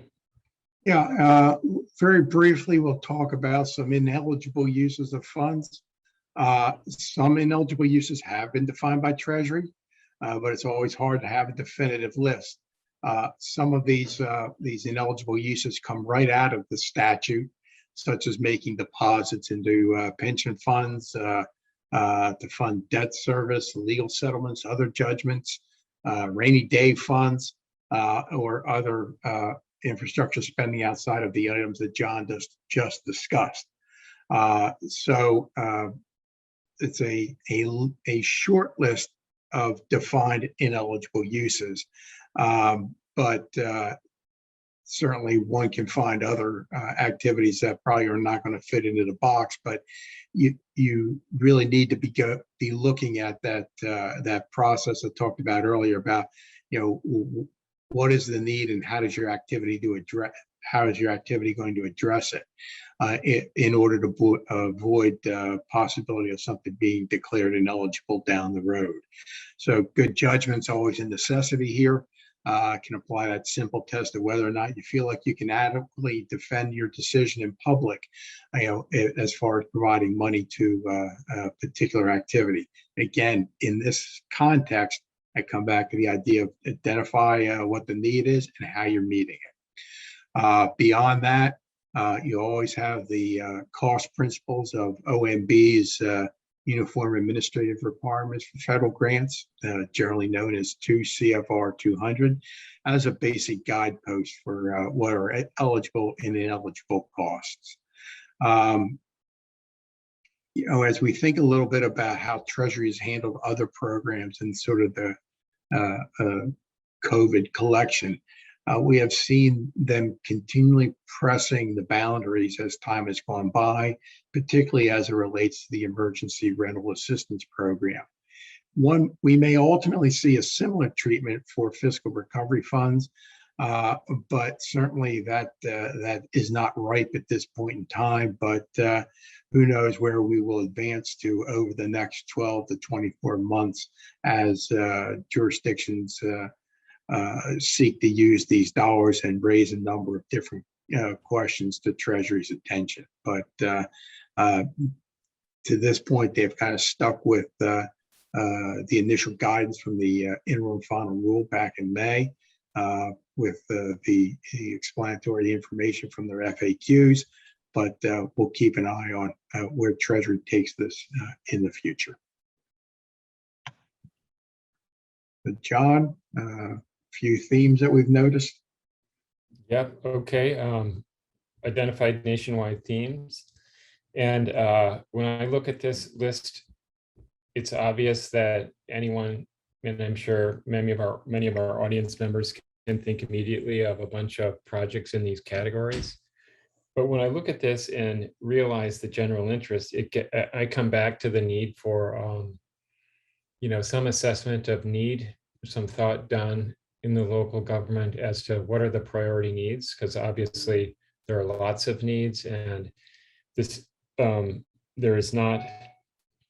this may seem like a lot of funding, but it's when you line it up against the needs, it probably isn't going to cover all your needs, and it becomes clear that some prioritization or some strategic thinking would be useful to address priority needs and longer term needs that can be perhaps solved by some other funding stream. So this is a good example. And I guess I wanted to make, this is a good example in my mind of why that is helpful and very much a good idea for folks to pursue. And for example, inside this budget shortfall, you do have the flexibility to tackle other capital infrastructure investments within this category if your local government has had a revenue shortfall, and you go through the effort of defining it through the required procedure for doing that. You have the flexibility to make a capital investment that's something other than broadband or water, wastewater.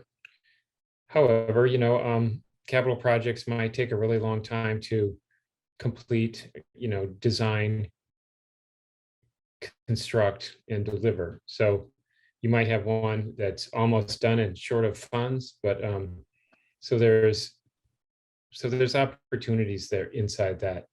I just wanted to sort of point out that flexibility. Now, in any one of these others, any jurisdiction, one jurisdiction might have this priority, another jurisdiction might have another priority, which is why it's just a good idea to get down to what is best for your community, what are the priorities, what have the stakeholders been saying. And I'm sure many of you already have done a lot of thinking on this. It's just the fact that these funds are flexible and can be used in a variety of different directions, to me, means it just highlights the importance of having your own strategically designed priorities in mind when coming to these funds. So that's it for me on this one, Stan. Okay. So we a little bit of this slide is parallels a slide we had a bit earlier on infrastructure. John has talked pretty extensively about what the opportunities are there.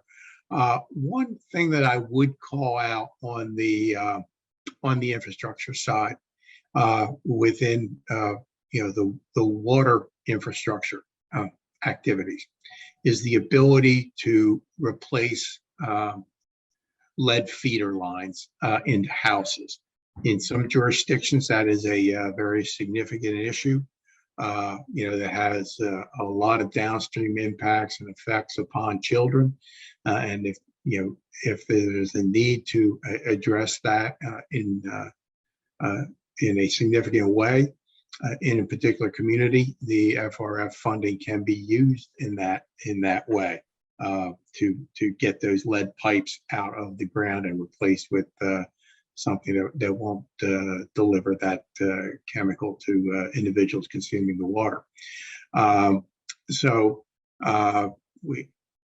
On economic development, we talked about a number of different things previously. One thing that really haven't called out on economic development is the idea of assisting agricultural businesses. I mean, in a state like Arkansas, certainly a big piece of the economy. When you think about designing economic development programs, as far as assistance to businesses, no reason to miss that agricultural segment when putting these programs together, thinking about how to design them, and also, focusing in on the ability to retrain people, because as we see with it across the economy, a lot of people looking to start off in new directions as they emerge from the effects of COVID. So a lot of people jumping jobs, jumping careers, opportunity to provide that kind of training to help people move in a bit of a different direction. We talked a bit about tourism. Let me just move on to housing, because there is an awful lot of money that's available on the housing side of the ledger.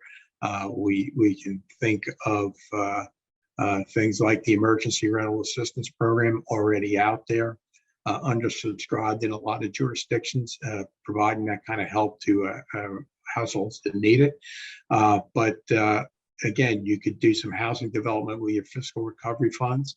There is money at HUD right now that is really about $5 billion nationwide that is targeted to helping address homeless and those at risk of homelessness. And that program is just kind of lifting off. HUD just issued their guidance for that within the last 2 or 3 weeks. As we sit here and think about what might be in a reconciliation bill if it actually passes Congress, there is a significant housing component there that, if you begin to put all these pieces together, it is a very significant amount of assistance targeted towards housing and creating stability for households. Again, go back to kind of where John started, some things about having that good strategic plan, taking a pause, taking a breath, thinking about what do we need to do, what resources are on the table, and how do we implement this. So with that, let's see, I'm going to give it back over to John to get us into some of the nitty gritty of the management issues.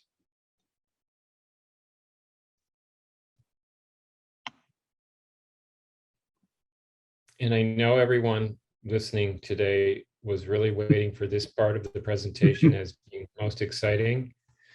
And so with that, I will, with this fiscal recovery funding stream, there are some preset reporting requirements. And we'll start with the interim report, which reports to Treasury the activity from the date of the award, and it was due by Treasury by October 31st of this year. And this applied to states, metro cities, and counties. Non-entitlement units of government weren't required to submit this report. The next, and all of this is in easily accessible guidance, but next is the project and expenditure reports. Activity from the date of award to September 30th, 21, and is due to Treasury no later than October 31st of this year. following this, reports are to follow the calendar year, and they're due 30 days after the end of each quarter. Metro cities with populations below 250,000 and non-entitlement units of government will only have to submit this report annually after the first report. So they're making a distinction between larger jurisdictions, which are receiving larger funding allotments, and smaller, which have, you know, smaller dollar amounts and have a less burdensome reporting requirement. These reports include the financial data and information on contracts and subawards over 50,000 and the types of projects funded. And they're basically trying to track, you know, what the money's being spent on and how fast it's being spent from, you know, a good internal Treasury management perspective, so they can report to Congress on how their efforts are helping local states and local governments across the country respond to COVID in all the categories of eligible activity listed in the original legislation. And then there's an annual recovery plan performance report, which includes descriptions and the performance indicators, objectives of funded projects. You may recall Stan mentioning, you know, define what the economic impact is, figure out a metric for how you can cure it by your program. And then as you collect information on the expenditures that are ongoing in the program, you're actually in a way kind of defining how you're remediating the problem that was originally set up. In a case of like, you know, grant to business for economic harm from COVID, you know, they have a bunch of losses. You give them X amount of grant funding against those losses, and it's a clear measure. You can make a clear measurement of how the funding was available, it was granted to the entity, and the harm of COVID, economic harm, was remediated. That's the kind of thing they're looking for. So this is only required for states, territories, metropolitan cities, and counties with a population over 250. And for those under, it's only required annually. So that's it. You can move it on, Stan. I'm sorry, John. That's okay. Keep me on my toes. So, and we're just reiterating on this slide that the direct recipients, everybody is pretty much applying for this funding, or they've gotten it directly. If you're an NEU, you're getting it from the state, and that's been available, I understand. So, but the costs must be obligated by December 31st, 2024, and expenditures have to be completed through this period of performance ending December 31st, 2026. And as we have mentioned, there's 2 tranches, and the first tranche is already rolling out, and the second one will start next year, pretty much the same time in the summer.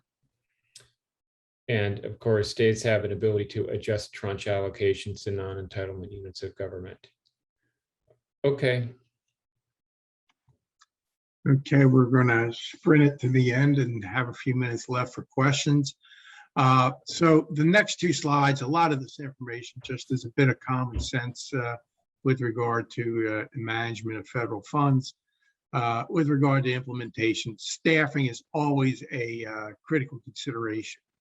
One of the things I used to tell our grantees when we would award large disaster recovery amounts to them for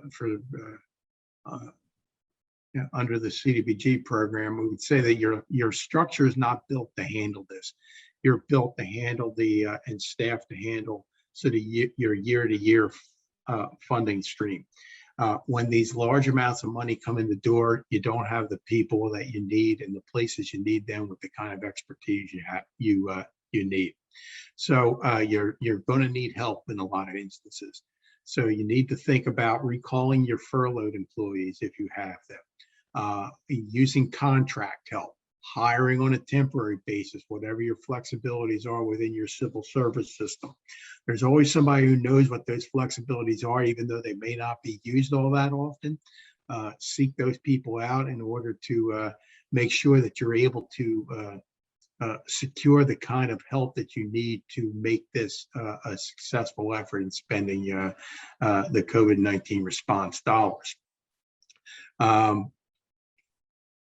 When you think about these people, it's not just warm bodies. You need people who have that sense of what the public sector financial expectations are. So that's a critical component when looking for this kind of help.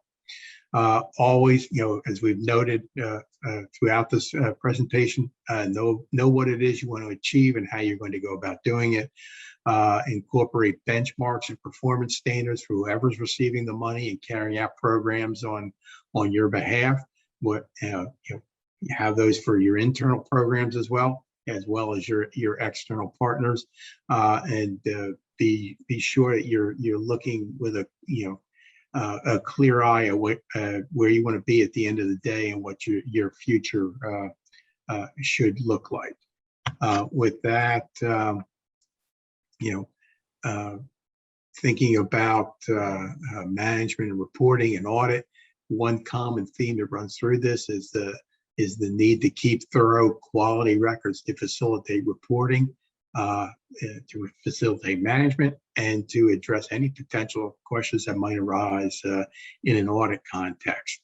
Always think about your IT needs as you try to implement programs of this nature, and how that effort can support what you need to provide Treasury under their expectations for FRF.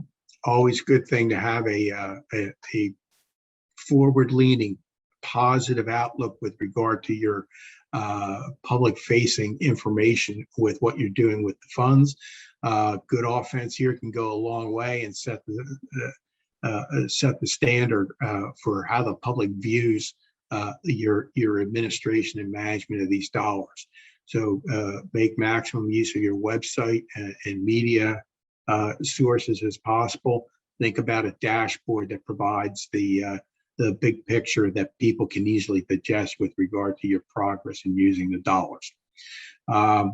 Always keep in mind those federal grant management standards at 2 CFR 200, and keep, as you're developing your operational standards, because at the end of the day, the goal isn't just to spend the funds and meet deadlines, but to address the impacts of COVID and create forward energy for your community. And with that, we'll finish up and say we'd be happy to take any questions that anyone has at this point. That's great. Thank you so much. Anyone who has a question is welcome to put it in the chat, or you could even unmute yourself or raise your little hand symbol and we will recognize you. That was a whole lot of really, really good information, and we are very appreciative of your time. Do you think that, one, do you predict a government shutdown? And two, if so, how is it going to impact all of these programs and funding that you've just talked about? Well, shutdown would occur Friday if there is no continuing resolution approved to kind of keep the government going on a day-to-day basis. I suspect that they will find some way to get that done in the short term.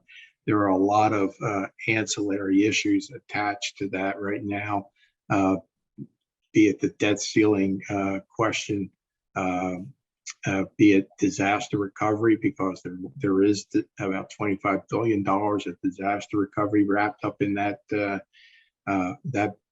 piece of legislation. Those things may fall by the wayside temporarily as Congress figures out how to do that. But my guess is they will find some way to keep the doors open Friday and thereafter. I hope so. Good. Any other questions from anyone? I think you answered all the questions. Jean, did you have one? Yeah, hey, I just wanted to clarify on the state ARPA funds for non-entitlement governments in Arkansas. That's being managed by the governor's office, ARPA steering committee. Yeah, and they have proposal templates and guidance on their website. Yeah, That's not flowing through CDBG at this time. No, wasn't my intention to leave that impression. Oh, What I okay. was simply saying is that a lot of, some of the structures of fiscal recovery fund are built on CDBG, and that you guys have done that, run CDBG for a long time. It was not meant to imply that you are responsible for those dollars, but just that the way that the non-entitlement portion of fiscal recovery funds have been set up, it mirrors CDBG. Right. Yeah, the formula and stuff. Right. And the water and wastewater, they similarly have a steering committee looking at those. Traditionally, those EPA programs are managed by the Natural Resources Division department at the Department of Agriculture here in Arkansas, not ADEQ, but we're all part of what's called the WAC in Arkansas. So there's a similar, subcommittee in Arkansas that's going to be looking at those. And just what you're saying here demonstrates sort of the additional effort that is involved here, Right. managing this kind of money, the coordination involved, because again, this money's coming down all kinds of different strange chutes in some cases. Right. And there is a need for that state level coordination to make sure that monies are being used effectively. You're not duplicating effort. It just heightens the demand on your staff and other agencies to make sure that you get this all right and get the best return on the federal dollar. Sure did.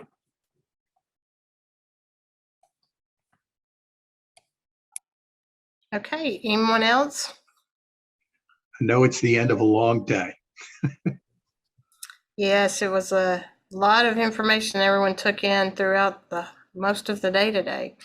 And so Stan and John, we are deeply appreciative of your time today and all the information provided.